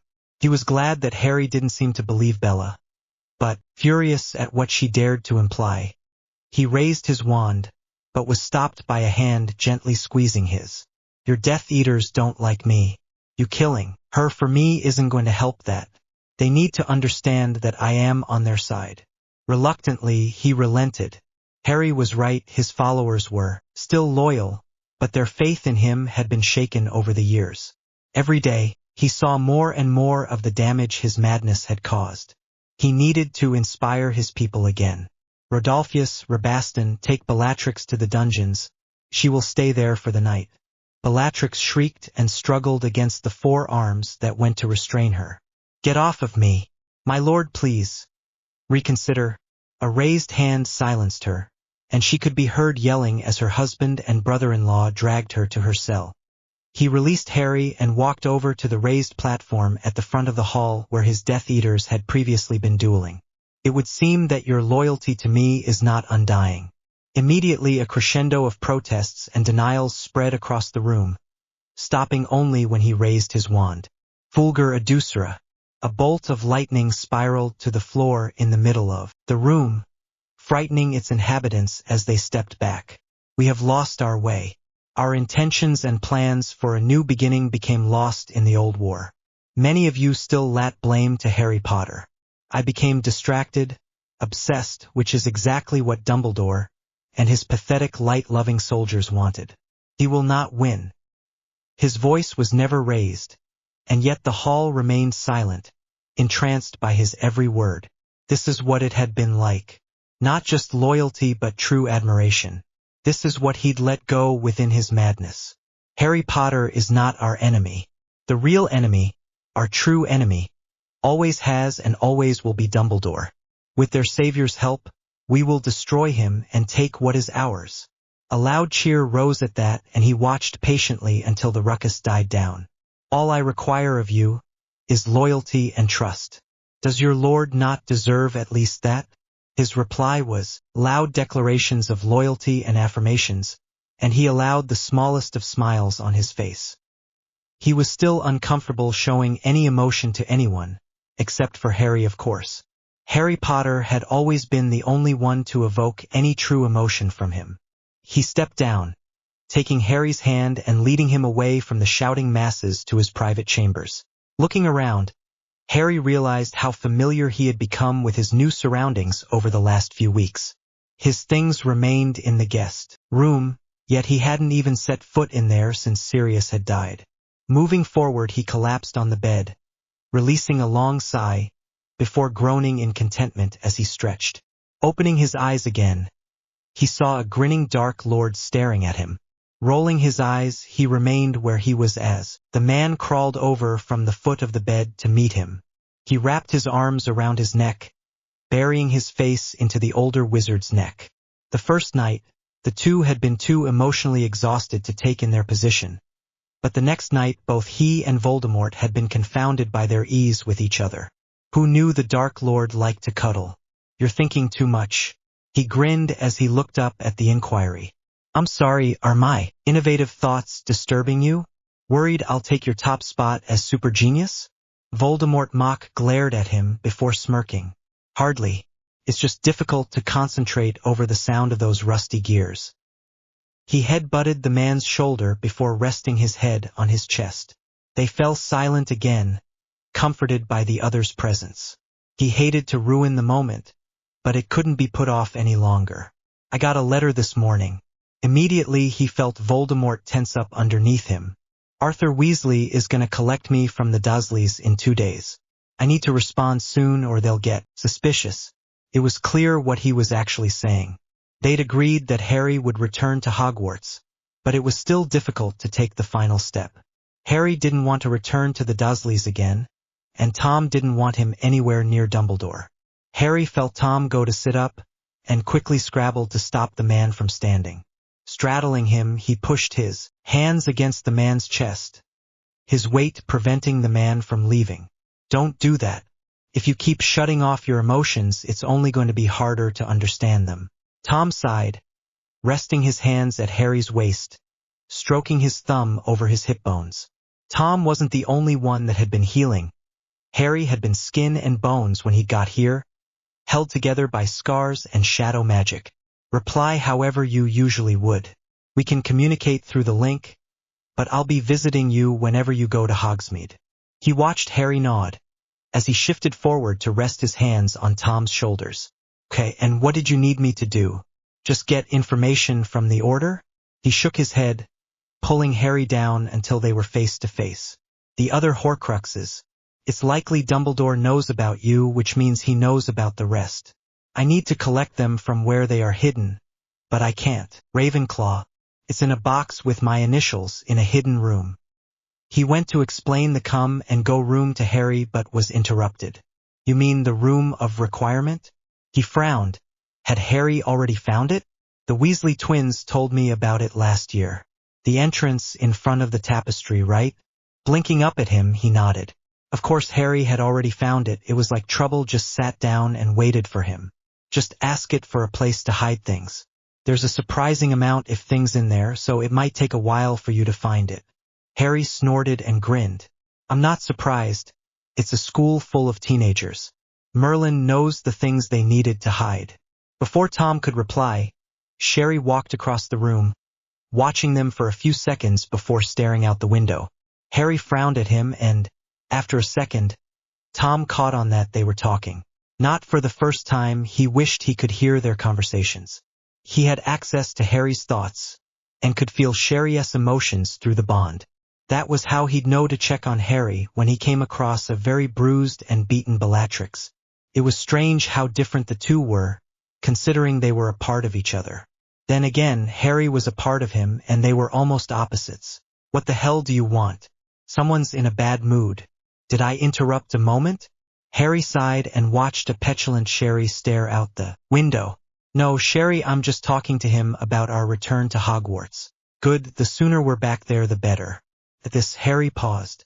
Sherry was always complaining about Hogwarts, specifically the people there, so why was he suddenly so eager to go back? Sherry, are you jealous of Tom? His question was followed by silence and he laughed. Harry? He turned his head to look at Tom, who was staring at the two, confused. Sorry. Apparently Sherry is jealous of you. His shadow huffed and began to walk out of the room when Harry used his magic to summon him back. I'm sorry. I've not been spending as much time as you. I'll make sure it doesn't happen again. You have to admit, it's been a strange few weeks. Yes, but that's no excuse to ignore me. Sighing, Harry took Sherry by the hand and pulled him towards he and Tom. Concentrating, he focused all his magic on the Horcrux bond, and his link with Sherry envisioning a red line and a black line. Tying them together, he fell forward, relying on Tom to catch him as he passed out. Sherry was very confused. Felt like he had changed. This had only happened once before, when Harry had changed, as a baby. When he'd become a Horcrux. But this was different. He felt like the same person. He could still feel Harry. But there was someone else. There was a connection to another human. But it wasn't like Harry, never like Harry. No bond could be replicated like the one that he had with his master. It was almost secondary. Harry, wake up. What did you do? He looked up at the sharp gasp, to see a shocked look on Voldemort's face. Did you say something? Frowning, Sherry stepped back as Harry stirred, suddenly no longer worried about Harry's closeness to the man. He closed his eyes and followed his bond to Harry, finding a piece sectioned off. Following it, he found himself next to another shadow, much less sentient than himself. Reaching forward, he felt that it was Tom's. Harry, linked us together. Confused, the human looked up at him. You mean my shadow? So I can hear you? He nodded and decided to fade himself back as Harry's shadow. This would take some getting used to. Harry looked up, squinting at the concerned look on Tom's face. Sorry, I probably should have asked. He collapsed back against Tom's chest, exhausted by the use of magic. It's fine, just a surprise. He fell silent again at the pure fatigue radiating from Harry's body. So what now? Harry rolled off of Tom, snuggling against his side. He wrapped his arm around the Shadow Mage's shoulder, pulling him closer. Sighing, Harry finally answered him. Well, Sherry isn't jealous anymore, at least. You'll be able to speak to him as well as me now. At least that way, if anything happens to. Harry stood outside number 4, Privet Drive, desperately trying to take in shaky, shallow breaths as Sherry helped him narrowly avoid a panic attack. Voldemort had left a couple of minutes ago, after Harry had repeatedly reassured him that he would be just fine, which was a lie, because currently he couldn't move or breathe. He looked up to his left where Sherry stood, watching him silently. He frowned, hating how scared these muggles were. He straightened his back and started walking towards the door. These people held no power over him anymore. He was loved, and he was safe, and he was powerful. It was time they understood that. He strolled forward, outwardly calm even as his fists turned white from being clenched so harshly. He wandlessly threw open the door, startling Dudley, who'd been in the process of cramming barbecue crisps down his neck. His cousin squeaked in surprise, choking on the mouthful as crumbs sprayed over the perfectly hoovered carpet, and Aunt Petunia ran out with a concerned look on her face. Once she saw him, her expression twisted into one of anger and disdain, her high-pitched voice screeching, "Freak! What are you doing back? We thought you'd left for good this time." Until that point, Harry had been drowning in anxiety, memories of old pains flooding back, but upon hearing those words, a fiery strength filled his every nerve. He flung his hand out, magic throwing his aunt and cousin to the floor. As the lights in the house dimmed and flickered, shadows stretching and growing along the floor, ceiling and walls to trap the pair in a shadowy cage. Petunia's eyes widened in terror, her body frozen in fear at the darkness surrounding her. "Boy, what are you doing? Get away from them. I'll kill you properly this time, I will." Harry glared, his anger intensifying, shadows taking shape into large wolves and serpents. His uncle quivered in fear, shrinking away from the creatures as black fangs and claws lunged for him. Smoky tendrils wrapped around his ankles, hoisting him into the air, and he started to weep as he hung upside down, helpless at the face of such power. Harry sighed. Even now he couldn't kill them. Seeing them there, just keep your mouth shut and stay out of the way. You won't be seeing me again after today. I can promise you that. Remus walked up to the door of the Dursleys, Arthur following just behind him, thinking about seeing his cub again. It had been 2 years, and all he'd heard was what Sirius had told him from their letters. His heart clenched at the though of the old dog. They still hadn't found him, but they had detected traces of apparition around where Sirius's tracks stopped. If the death, his eyes pulling his suitcase out and shutting the door. "Hello, Professor Lupin, Mr. Weasley, I'm okay, I guess. Much better now you're here." Remus frowned at that response. In another life, he would have been Uncle Mooney, greeted with grins and hugs.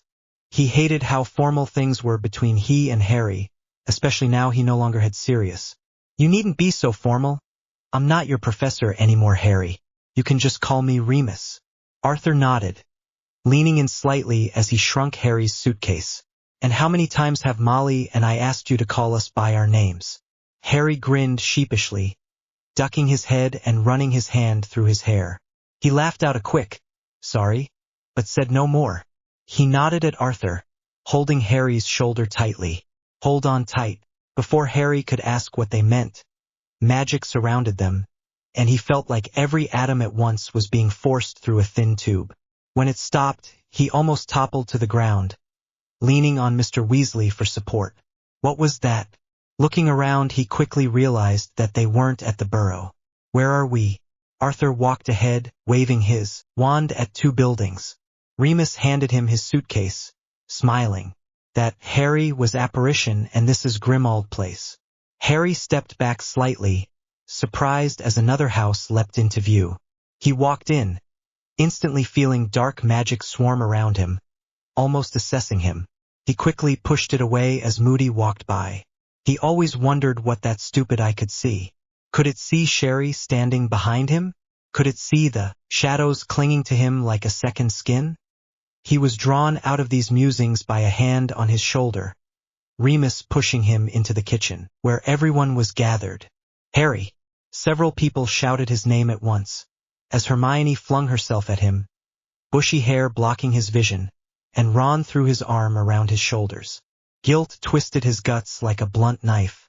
These people were here for him because a war was going on, and now he was fighting against them. What choice do you have, Master? If they knew what you were, they would kill you once you had served them. Your own mother feared them. He nodded. That doesn't make it any easier. Letting go of Hermione, he looked around at the strange dark house. Grimmauld Place, he'd heard that before. Sirius, he'd mentioned this was his childhood home. So this is where you guys are staying, how? Come? Molly was busy bustling around the kitchen cooking, but turned to nod at her husband. Arthur nodded, right? Well, Harry, you know who has been so much more active recently. We figured, if he was starting to make his stand again, we needed to get the old team back together. He was still confused. He'd been with Voldemort, he really hadn't done that much this summer. And he didn't understand who all these strangers were. You haven't answered any of the lad's questions, Arthur. Harry, in the First War, we were part of a resistance called the Order of the Phoenix. Your parents were part of it. This is Nymphadora Tonks, Mundungus Fletcher, Daedalus Diggle, Elphias Doge, and Kingsley Shacklebolt. You of course know the rest of us.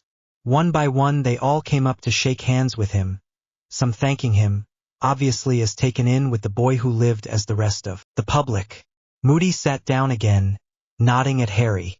As for where you are, this is where Sirius had been living since you got him out of Azkaban. We've been using it as a headquarters for a while now, and it's under the Fidelius charm, so it's perfectly safe. Constant vigilance. Harry rolled his eyes at the old cliché, drawing strength from Sherry's silent support. Great, I guess. Where's Sirius then? Is he still staying here? He turned towards the door, as if expecting Sirius to be standing there, but really he was trying to hide his tears. He'd condemned Sirius to death and now was tricking his friends.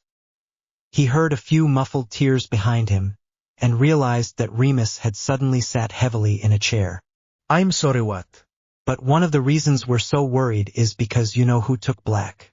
He's dead, I'm afraid. It was the usual blunt way of Mad Eye, but hearing it said so plainly was the breaking point.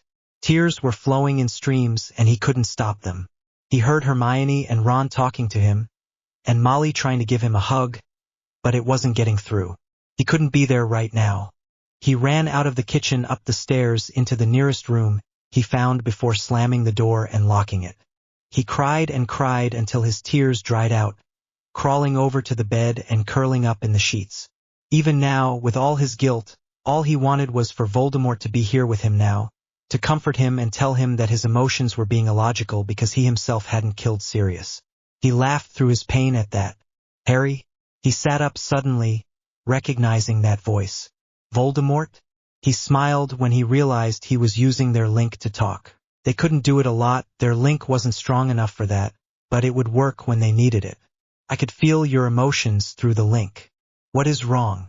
It was a strange feeling, as if Voldemort was behind him, whispering in his ear. I'm fine now. They just told me about Sirius. It was silent for a moment and Harry started to worry that he had simply left. But then finally Voldemort replied. I'm sorry. This can't be easy for you. Harry thought it was sweet that he was at least trying to get Harry's emotions. It's fine. I'll be okay. I just needed to be away from them for a while. They'll think it's grief, so at least they'll be. Hermione and Ron sat in Ron's room, the twins and Ginny joining them. I'm worried about Harry. Ron nodded, for once not talking about Quidditch, chess, or eating. Yeah, losing Sirius is a blow. Hermione frowned, looking around at her friends. It's more than that. First he has to deal with everything in the Triwizard Tournament. Then he has to stay with his horrid relatives. And he finally gets away, only to find that his only really family, Sirius, is gone. Everyone in the room fell silent thinking. Ginny frowned. Poor Harry. It must feel like everything is going wrong for him. Hermione, Ginny, and Ron nodded, the twins being uncharacteristically quiet and serious. The trio never even noticed the pranksters leave. Harry woke the next day, feeling much calmer. Silky darkness soothed him, and he reached out to find Sherry in wolf form stretched across his legs. Gently he stroked the fur and smiled at the content he felt through their bond. Speaking of bonds, he reached out across the Horcrux link to Marvolo. He was still asleep, so he pushed feelings of happiness and affection down the link, waiting for him to wake up. Amusement and happiness echoed back, and Harry smiled, getting up to dress, ready to face the day. Voldemort woke up and smiled when he felt Harry through the link. Look at him, smiling. Harry really had fixed him. He frowned, annoyed as always when thinking about just how much he had lost his way, and his mind. He stretched, getting out of bed and dressing, before walking down the halls to the meeting room. The large converted room was dark exposed stone, with a raised platform holding a single chair for him to sit on. A long wooden board. He raised his hand, hiding a frown when Dolohov flinched. Had he really terrified them that much? That's enough, Dolohov, good job. Be seated, we have other things to discuss. Antonin did so, wide-eyed and thankful. Lucius, Bellatrix, have you completed the plans for the attacks? Lucius stood to talk but was interrupted by Bellatrix. The plans have been finalized, my lord. Please, can I kill the boy? Lucius frowned, but Marvolo's face thundered. His Death Eaters leaned back, those in the outer circle even whimpering in fear. What about announcing Harry as my ally did you not understand, Bellatrix? Was his living here for 3 months not evidence enough that the boy is now within our fold? She lowered her head, her dark nest of hair covering her face. I'm sorry, master, please. Harry slowly walked down the halls of Grimmauld Place. He'd never been here before, or at least not that he could remember, and he soaked in the dark energy amassed from generations of spell casting. It was heady, and he could understand how so many pure-blood families clung to their traditions. The power in this house alone. He came up to the 3rd floor, stretching out his magic to determine that no one else was on this floor. He released his power, shadows growing and writhing in each and every corner. Sherry solidified into a shadowy mass, a silhouette of his master, walking off to shelves lining the walls. It had large windows, the only ones in the house, and he lay in a patch of sun that had managed to struggle through his shadow's darkness. He spread himself out between each shadow, feeling the house through them. Every creak of a floorboard, every gust of wind, every mite of dust on stone. Every part of him felt like it was being pulled in a million directions, alive and squirming. He understood how such a sensation could drive someone crazy, but he's become used to it. It was comforting. Sometimes he was tempted to just let himself be torn apart by his beloved shadows, to become a part of their swirling, inky blackness. Perhaps he had already gone mad, and just not noticed. He had been rather preoccupied lately. Suddenly, A magical disturbance alerted him to a black Malfoy boy or master. You master. Creature chooses young shadow mage. Pride of the noble house of Black. Harry was shocked. Sirius must have named Harry as his heir to become Creature's master. But that meant he was Lord Black. He smiled. Harry Potter Black. He frowned. Tears started to form in his eyes, and a single drop fell onto the dusty floor before he wiped his eyes and stood. He was sorry for what he did, and he would always be sorry, but there was no changing it now. Very well, Creature. I will be your master. But you cannot tell anyone what I am. The others in here are light, you know what they would do to my kind. Creature nodded solemnly, his face more grave than usual. Yes. Creature will protect young master. Creature will tell no one. Harry smiled and looked up to see Sherry walk back in. I thought you were my master. Harry laughed, reaching out to caress the shadow's face. Always. Sherry practically purred, before melting back into Harry's normal shadow. Harry turned back to Creature, who had watched the exchange with wide eyes. Is there anything else, Creature? Harry asked kindly, looking down at the old elf. He looked nervous, and Harry frowned. What was wrong with the elf? Creature was told to never tell. Creature always listened to master, always. Creature is a good elf. Harry knelt down, placing his hands on the elf's bony little shoulders. Creature, you are a good elf. But I am your master now, and if you think there is something I should know, then you need to tell me. Creature was silent for a moment, twisting the potato sack he was wearing in his clenched fists. You is right, Creature must tell. With that, Creature took Harry by the hand, leading him down the stairs to the second floor, and down to the very last bedroom. He tried to get in there yesterday, but it had been locked. Squinting, he could just make out the faint initials on the door. R.A.B. Young Master Regulus, Sirius's brother. Creature unlocked the door and walked in, gesturing for Harry to follow. As he went to step in, a door creaked and he looked over to see the twins looking at him. He blinked, frowning as they stepped out and walked towards him, looking from him to the now unlocked bedroom. They looked at each other for a second, as is having a silent conversation, before looking back at Harry.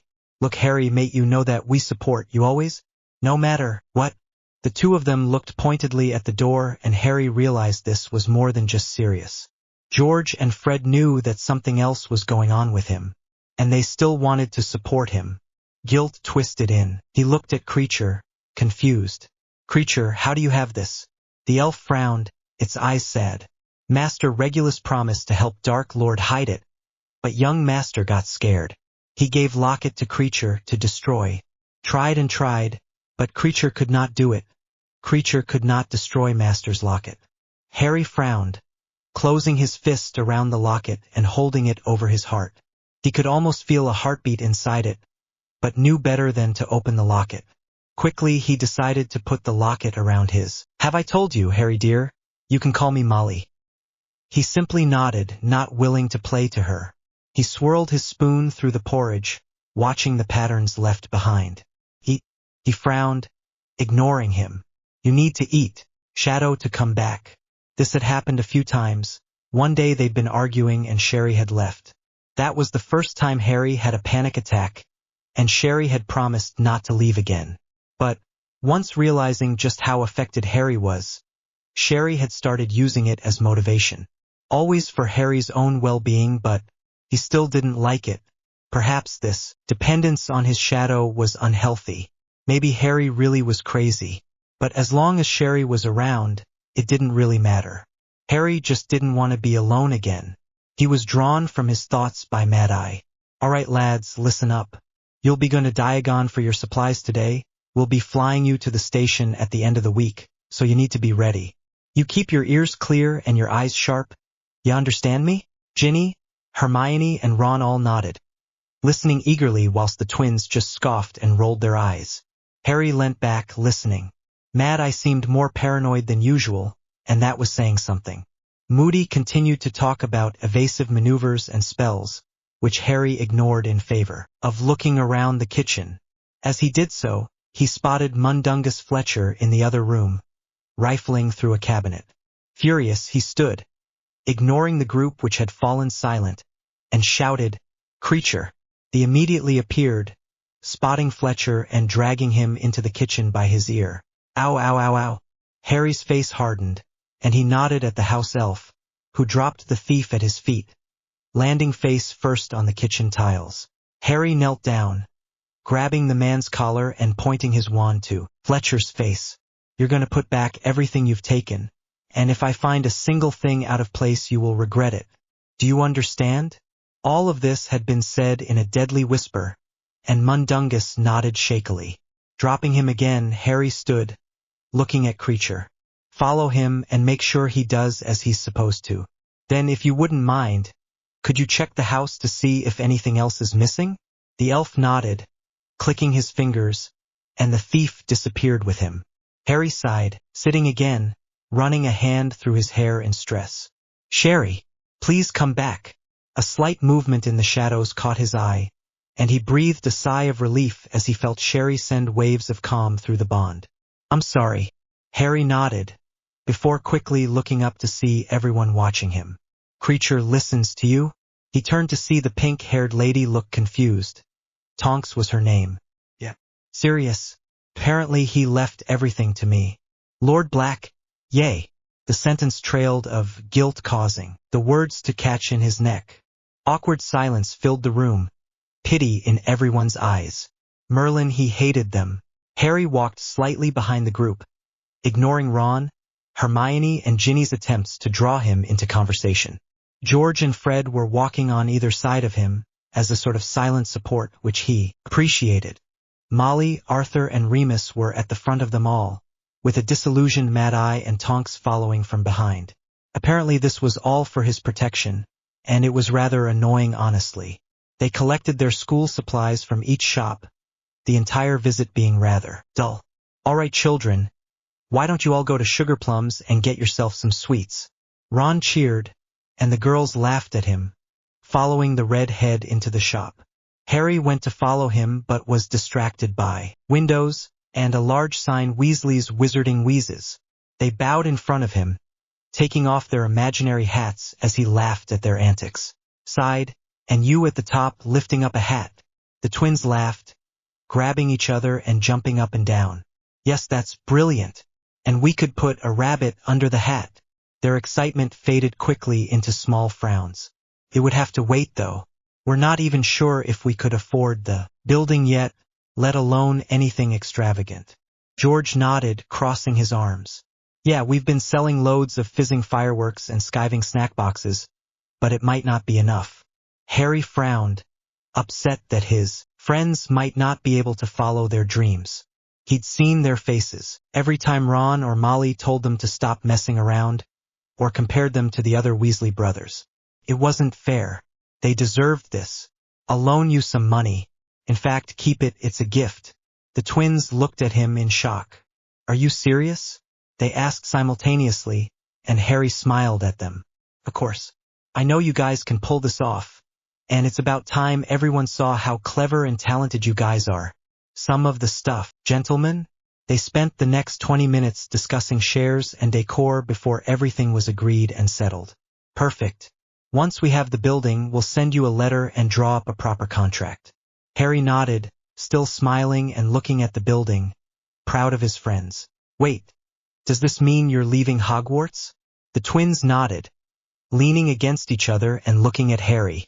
"Yeah, you know, U.S. Harry, we might not be as stupid as everyone thinks, but exams really aren't our thing." Harry nodded. It was true. The pair were genius, but they really hated anything that required them being still for more than a couple of minutes. This would be good for them. "That's too bad. I'll miss you guys." Then again, Hogwarts probably isn't a great place to be anymore. The twins nodded, frowning. They'd heard the adults talking. They had never seen their parents so worried before. They seemed to expect Death Eater attacks constantly. "Have you told your mum yet?" Instantly the twins paled, panic in their eyes, and Harry laughed slightly. "You can't say anything, Harry. She'll kill us." He nodded, pretending to be serious, and placed a hand over his heart. "I swear, I won't say a word." The two mock glared at him before laughing and looking back up at the shop. Harry smiled at his friends, glad that something good was happening. He turned around to see if the others were done yet, only to see a blue streak of light speeding towards them. Duck! He grabbed his friends, pulling them to ground, and jumped when the broke of glass sounded above them. Screams rose up through the streets, people running everywhere trying to escape. He rolled over to the side to avoid getting broke by the crowd, and ducked into the shop doorway with the twins. What's going on? Harry didn't answer George, peering around to see the Order and Aurus fighting a large group of wizards in some very familiar masks. Death Eaters. Fred and George looked at each other, and grabbed Harry's wrist, trying to pull him over to where Molly and Arthur had been. Wait, what are you doing? He pushed away from them, falling back into the doorway, and they rolled their eyes, crouching down next to him. We're not gonna let you fight the Death Eaters, Harry. He rolled his eyes at them and looked over at Sugarplums where he could see the group waiting to apparate them away. Fine. He grabbed their hands and pulled them up, the three of them running into. Harry's eyes widened. They were going to catch Lucius. He focused on the shadow of Twilfit and Tattings, moving it behind Lucius. The spell Shacklebolt sent, rebounded, the stunner hitting him and throwing him into a wall with a resounding crack. Harry took in a deep breath and guided the shadow to completely surround the Death Eaters, transporting them back to the manor. The shadow shrunk for a second, before expanding out with such force that any untethered object was flung out.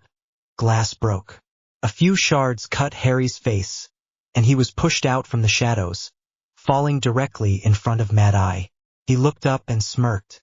Hey, what brings you here? The man grunted, grabbing his collar and lifting him up. You have some explaining to do, boy. Voldemort stood, surprised when his Death Eaters materialized out of the shadows, many falling to the floor immediately and vomiting. Lucius staggered over to him, almost falling over several times in his dizziness. My Lord! Voldemort walked down the stairs into the entrance hall, shocked. Lucius, what happened? Narcissa walked in, and gasped in shock, running over to the hurling Death Eaters, to treat any that needed medical attention. We must have been betrayed, my lord. The Aurus and the Order seemed to be prepared for us. We were surrounded when those shadows brought us here. Potter brought us back. Voldemort frowned. Who could have betrayed them? Only the inner circle were informed. Rabaston walked over, bowing. My lord, Harry Potter saved Lucius. Shacklebolt was ready to stun him, but the shadow reflected it to hit Shacklebolt instead. Lucius looked shocked and looked around the hall, specifically at the still writhing shadows. If he'd caught me, I'd be in Azkaban by now. His voice was permeated with disbelief, and Voldemort quickly dismissed them both. He returned to his room, already planning on how to flush out the traitor, but that wasn't the most important thing now. He needed to know that Harry was okay. If Dumbledore found out what he could do, he'd slaughter him. He sat down and focused on the link, reaching out through it and pushing feelings of worry down. He waited and waited but received no reply. Quickly his worry turned to panic, thoughts of finding Harry and killing Dumbledore consuming him. Suddenly his shadow solidified, walking towards him. Sherry? The shadow nodded, and sat next to him. Master cannot reply, he is speaking to the madman.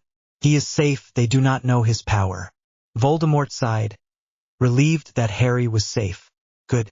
Sherry, could you give him a message for me? The door to Grimmauld Place swung open, Moody hobbling in and throwing Harry down into a chair in the kitchen. Immediately he was swarmed by Molly, Hermione and Ginny, all lecturing him for leaving and trying to get a closer look at his injuries. Annoyed, he leant back and swatted them away. What were you thinking, boy? Moody's voice boomed, everyone else immediately turning to look at him. Harry scowled and crossed his arms.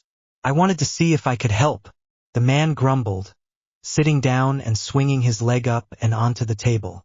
You can't fight a shadow mage, lad. You could have died, it was a dumb move. Molly gasped, grabbing Ron and Ginny and holding them close to her. A shadow mage? Mad Eye nodded, his face becoming even more grim than usual, if that was possible. He grumbled, and Arthur wrapped his arm around Molly. A large shadow rescued the Death Eaters we'd trapped. Killed Shacklebolt. Harry was shocked. He hadn't meant to kill the guy. It was just a stunner. Tonks and Diggle looked down, placing their hands over their hearts at the thought of their fallen friend. What's a shadow mage? Hermione looked over at Ginny, surprised. You haven't heard of shadow mages? Ginny and Ron shook their heads, and Molly turned away as her face paled. The twins moved to sit next to Harry and healed his face whilst looking at their father, interested. Arthur sat down next to the children, leaning forward. The shadow mages are wizards with the power to control shadows.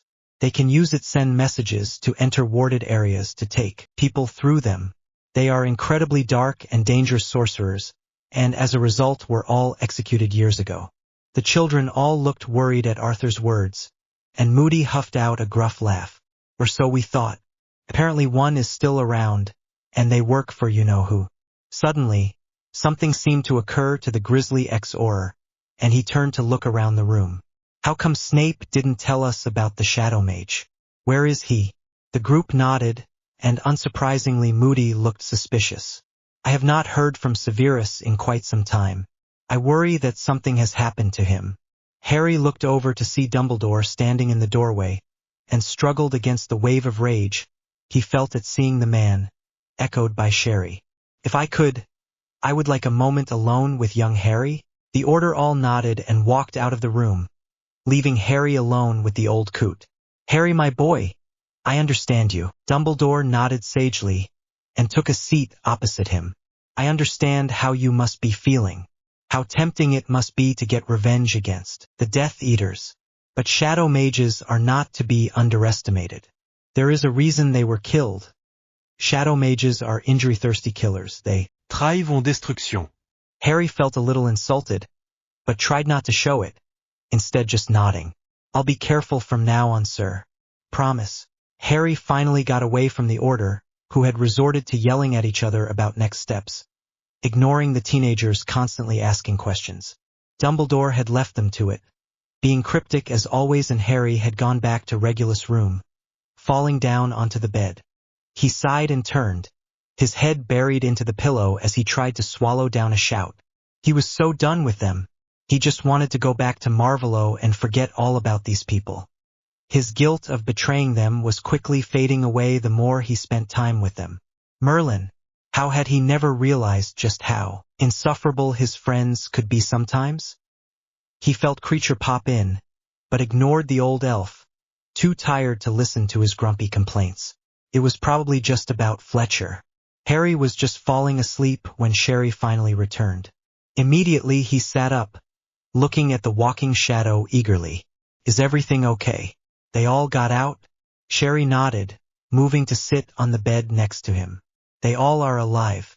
Blonde man is very grateful. Harry smiled slightly. Maybe the Malfoys would be a little nicer now. Ever since he'd appeared at Riddle Manor, he'd had to deal with Lucius' icy glares. Any word from Vol? Sherry nodded, transforming into a panther-shaped silhouette and glided over the walls of the room, as if stalking his prey. This used to alarm Harry, but he was used to it by now. Both he and his shadow couldn't stay still for long. He worries for you, and wished for you to be careful. Do not get caught. Harry knew Voldemort hadn't said all of that. He'd probably just said, don't get caught. He also knew that Sherry did not lie to him. Vol was worried, and it warmed Harry's heart. No one had ever truly worried about him like this before. He smiled, laying down again and gesturing for the shadowy panther to come forward. It did, curling up on Harry's lap and purring as the young shadow mage stroked his inky head. I'll be careful.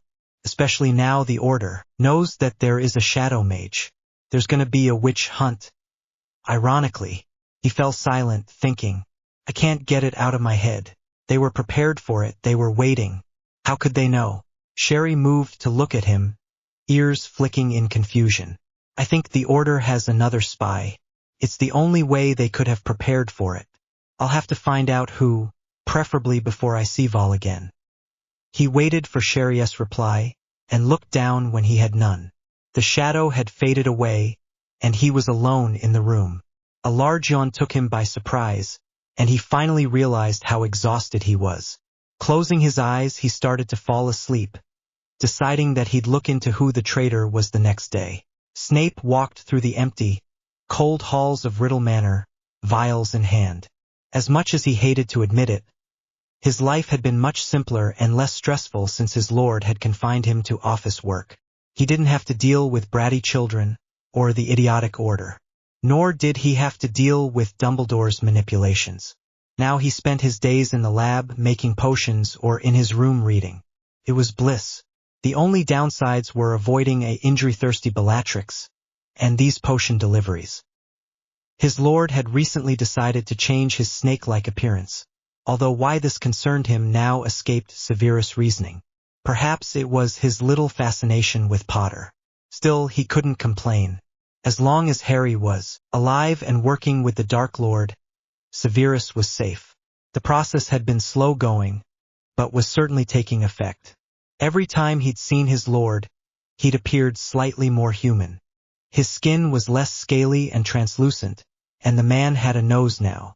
This dose would likely be his last, and he would be human again. Well, as human as a Dark Lord could get. Severus came up to the door of his master's chambers, and just as he was about to knock, it opened. Bellatrix stormed out, scowling at Snape, but refraining from cursing him, instead walking down the hall in her incensed demeanor. He turned to see a very annoyed Dark Lord and hesitated to enter the room. "Get in here, Snape, I don't have all day." He rushed in, closing the heavy oak door behind him with a very final bang. Voldemort growled as Bellatrix finally left.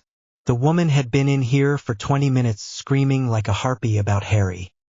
He hadn't cared to listen to what she was saying, but from the look in her eye and the abhorrent disgust he felt, making his skin crawl, he could tell exactly what she'd been suggesting.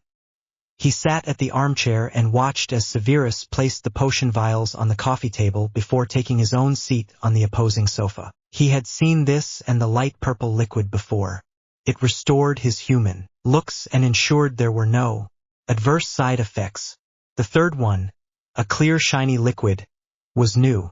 He looked at the nervous potions master to explain. The last vial is to set the potions in a way, making them permanent. Voldemort nodded and downed each potion, refusing to grimace at the disgusting tastes despite desperately wanting to. When it was done, he waited a minute for the potions to take effect before walking over the floor-length mirror. The man who stood before him was practically a stranger to him. He looked as he had in school, though perhaps a little older.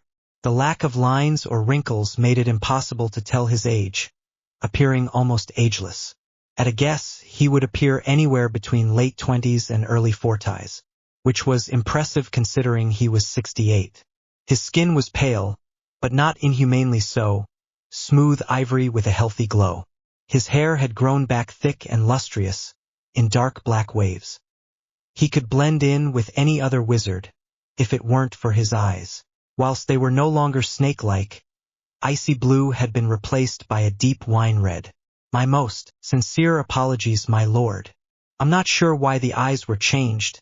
I can look into—" Voldemort silenced him with a raised hand, peering at his reflection. It seemed to better fit that he didn't look 100% normal. He was, after all, the Dark Lord. He trooned to the dour man and nodded his head. "This will do, Severus. You may go." The man bowed and exited the room, leaving Vol to look in the mirror. The idea to become more human had been so he could visit Harry in Hogsmeade. Sure, he could have used a glamour, but that ran the risk of being caught and removed. That's what he told himself. A traitorous little voice in his head whispered that he was simply doing this for Harry, but he ignored it. Nowadays his thoughts and actions had been much more emotional, and he still didn't quite understand it. Usually Harry had explained these things, so it was a lot more confusing now he wasn't here. Shaking his head, he walked out of the room. There was one last thing he needed to do before he could see Harry again. Had elbowed him. "I was asleep, Merlin." He stood and pulled his robes from the overhead storage, quickly getting changed whilst Hermione and Ginny left to do the same. Looking out the window, he began to recognize the quickly passing scenery and could see the faint outline of the black lake up ahead. He sat back down watching the trees whiz by and brows furrowed as he passed a coach. "Whoa, what the hell is that?" Ginny stood next to him, attempting to loop her arm through his. "What are you talking about?" He shook her off and slowly lifted his hand up to the strange-looking creature before him. They were completely fleshless, their black coats clinging to their skeletons, of which every bones was visible. Their heads were dragonish and their pupil-less eyes white and staring. Wings sprouted from each with their vast bulk leathery wings that looked as though they ought to belong to giant bats. What were they? "Master, they are thestrals. Those that have seen death can see them. They have always been there." Confused, Harry walked away, shaking his head when the group asked him what he'd seen. "It's nothing." He ignored their stubborn questioning, walking down to the last few empty carriages. Shadow wrapped around him slightly, as if trying to protect him. "She is a seer. If you get too close, she'll know what you are." His eyes widened in shock, and he held the silhouette closer. "I think you're being paranoid, my dear. She's only in the year below me. If she was going to do anything by now, she would have." The creature shook its head, adamant. "She is dangerous. You cannot allow this. You must kill her." Harry glared at him, pushing Sherry's arms off and backing away. "This is crazy. Why would I do that?" Harry walked over to the shadow of the train, preparing to shadow away to the castle. As he did, he heard a whispering voice in the back of his mind. "Kill her before she kills you." Dolores gazed around the great hall, watching as the students filed in. Merlin, she hated children. She suppressed the grimace she wanted to show, replacing with a kind and friendly smile. Cornelius had sent her here to make sure the students were taught properly so they could defend. Whispering, she cleared her neck again and continued. "Well, it is lovely to be back at Hogwarts again, I must say, and to see such happy little faces looking up at me." She looked around at all the vapid, blank expressions watching her, and ignored the urge to simply curse one of them. She whipped her head back at sudden rapid movement next to the Weasleys. Haunting green eyes watched her intently from behind round glasses and underneath a mop of black hair. She didn't need to see the scar to know who he was. Harry Potter. She'd considered making him her example, but knew going after the chosen one directly would get some unwelcome attention. Besides, something about those eyes just unsettled her. A kind of darkness lay behind them. A shiver ran down her spine, and she turned away looking over at the Death Eater spawn. She was being silly. Just imagine Harry Potter being evil. The idea was laughable. Vernon Dursley was a simple man. He loved his wife and his son very much. He loved their house, he loved his job, and he loved their small normal life. He loved the quiet little part of Surrey they lived in. His life had been just perfect until the freak had shown up at their door. He'd just been promoted at Grunnings, and his beautiful wife had just given him his little boy. Of course, he was aware of Petunia's strange family. They'd met at the wedding. She had reassured him that they would never be a part of their life, and that had been that. When they had to look after the freak, things changed. Magic had entered their lives, and it was just wrong. It was natural, and decent folk like them shouldn't have had to deal with it. They'd sent the baby to the cupboard, out of sight and out of mind, as much as they could. When the boy was 4, things started getting so much worse. His magic started growing. The house seemed to get so much darker when the boy was hurt or upset, as if the shadows themselves were growing. According to his wife, the same things had happened when Lily had been angry. That had set it in his mind. Magic was evil and he could not allow it. He'd forced the child to work, beating him almost daily. He refused to let the runt believe for 1 second that he was better than them. He'd walked in on the boy talking to himself quite often. It wasn't right, it wasn't natural, goddamn. They deserved more. When the child had gone to that freaky school, he'd been relieved. For at least most of the year, he didn't have to deal with magic, and could pretend his life was back to normal. Just him, Petunia, and Dudley. Then when the boy had disappeared a few weeks ago, he'd been so happy. They'd celebrated, going out to dinner, hoping that the little monster was finally dead. They'd been a happy family again. For the first time in 15 years, not worrying about magic ruining their lives. That was until the boy came back. Vernon had never been more scared of that boy than when those terrifying shadow creatures attacked. He was still having nightmares, none of them could really sleep. The boy said they wouldn't see him again. But what if those things came back? Vernon had been thinking all of this as he drove back home from work. He'd gotten another promotion at work, and should have been excited to go home to his loved ones and tell them the good news. But this dark feeling just wouldn't go away. Sighing, he turned the corner into his street, before slamming his foot on the brake at the sight before him. He hadn't even noticed the smoke rising up above the other houses. The entire street was engulfed in flames. Bodies littered on the street. He got out of the car and ran to his house, falling to his knees when he found the body of his wife. He screamed, tears dripping down his reddened face, and he shouted his pain to the sky. It was then that he noticed the smoke was moving into a strange shape. He watched through watery eyes, before he realized it was a snake coming out of a skull's mouth. That wasn't normal, it was magic. He panicked, knowing the boy was behind this. Dudley. He stood, rummaging through the wreckage of his house, desperate that his son had survived. He searched and searched, but found nothing. Where had Dudley gone? Dad. He turned, relief flooding through him until he saw his son. He was writhing on the ground, injured foam pouring from his mouth as a lady with untidy black hair stood over him, pointing her wand at him. Another was repeatedly shouting at Dudley, and each time he did, a loud crack of broken bones could be heard. Dudley, no. He went to run over and help his son, when a tall aristocratic-looking man stepped in front of him. He had long blonde hair and wore white gloves, which held a slender, polished black wand. My regards from Mr. Potter. That was the last thing Vernon heard, as a flash of green drowned his sight, and nothing was left but darkness and silence. Saturday. Harry, he grunted, not looking up from his notebook. Harry, mate, you need to see this. He looked up and finally noticed how quiet the hall was. Everyone was looking at him, and he frowned before turning to Ron. What's going on? He didn't reply, simply looking at Hermione, who passed the Daily Prophet over to him. The headlines stared up at him and his face went blank, unsure of how to react. He'd been pretty sure Voldemort was going to do this, but it was still surprising. Harry, are you okay? He looked up and saw Ginny leaning over, most of the Gryffindor table looking at him worried. Sherry, what do I do? The old man, master. Harry looked up to see Dumbledore watching him, a solemn expression on his face. The wizard stood, gesturing for Harry to follow and walked out of the hall. Ignoring the questions from the trio, he left, going up to Dumbledore's office. Harry sat down opposite the ancient wizard, waiting for him to start talking first. Now Harry, I understand you must be very upset about this. The dark have taken so much from you, my boy.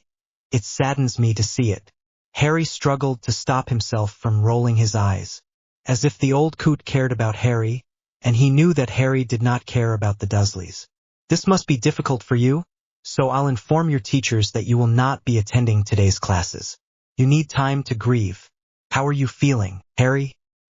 He released a deep, heavy sigh, resting his head in his hands as if upset. In truth, he was trying to hide the grin slowly spreading across his face. This was perfect. Now he had the day to find the Horcrux. Honestly, I'm not sure, Professor. It's just been a lot to take in at the moment. He looked up to see the headmaster nodding sagely, as if he completely understood what Harry was feeling. It takes a while for us to understand our emotions, my boy. The heart is easily confused. Harry nodded, looking down at the desk. Sherry had informed him that the bastard was trying to use legilimency. In vain, of course. Harry was protected from mind magic by his shadows, but he couldn't let Dumbledore know that. There have been so many more attacks now, sir, the Dursleys Shacklebolt as serious. His voice cracked a little at that, and Harry was surprised when he didn't feel any guilt over it. Was Sherry taking that for him, or did he just not care anymore? What did that say about him?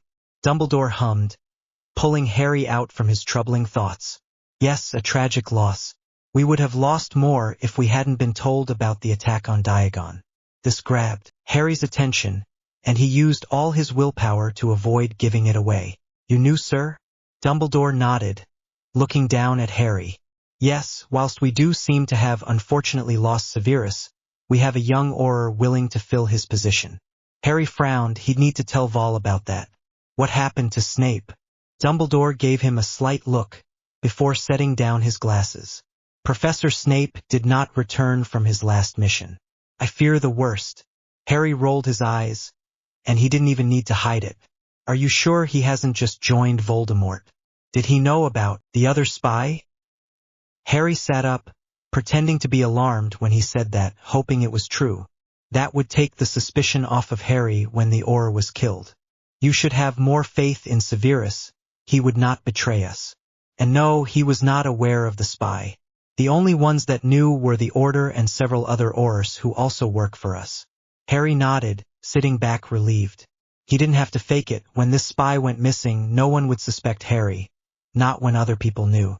He nodded and looked around the office, pasting a weary expression on his face. Okay, Headmaster. Dumbledore frowned slightly and stood to place a withered hand on his shoulder. You should go now, my boy, rest. You need time to recover. Harry nodded and walked out of the office, grinning sadistically. This was going perfectly, laughed, and Draco frowned. Had he got it wrong?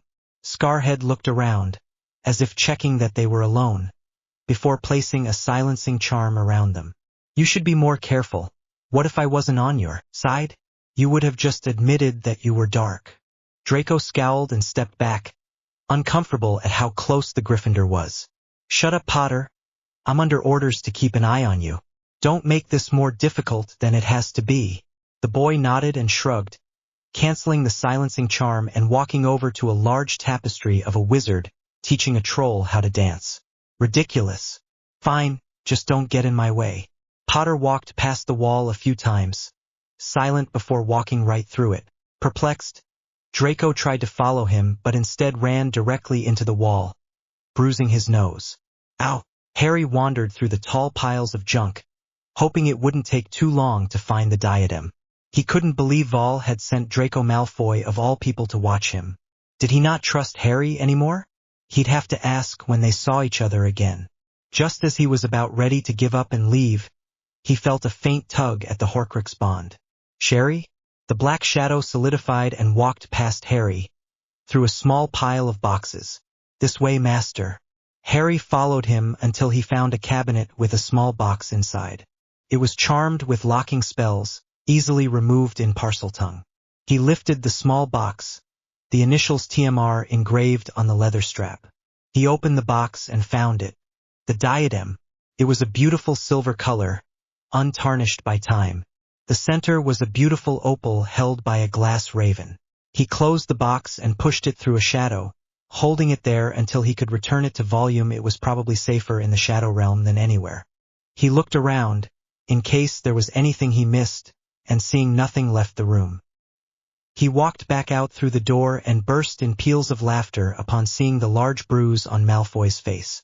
Shut up, Potter, Malfoy muttered, before turning on his heel and leaving.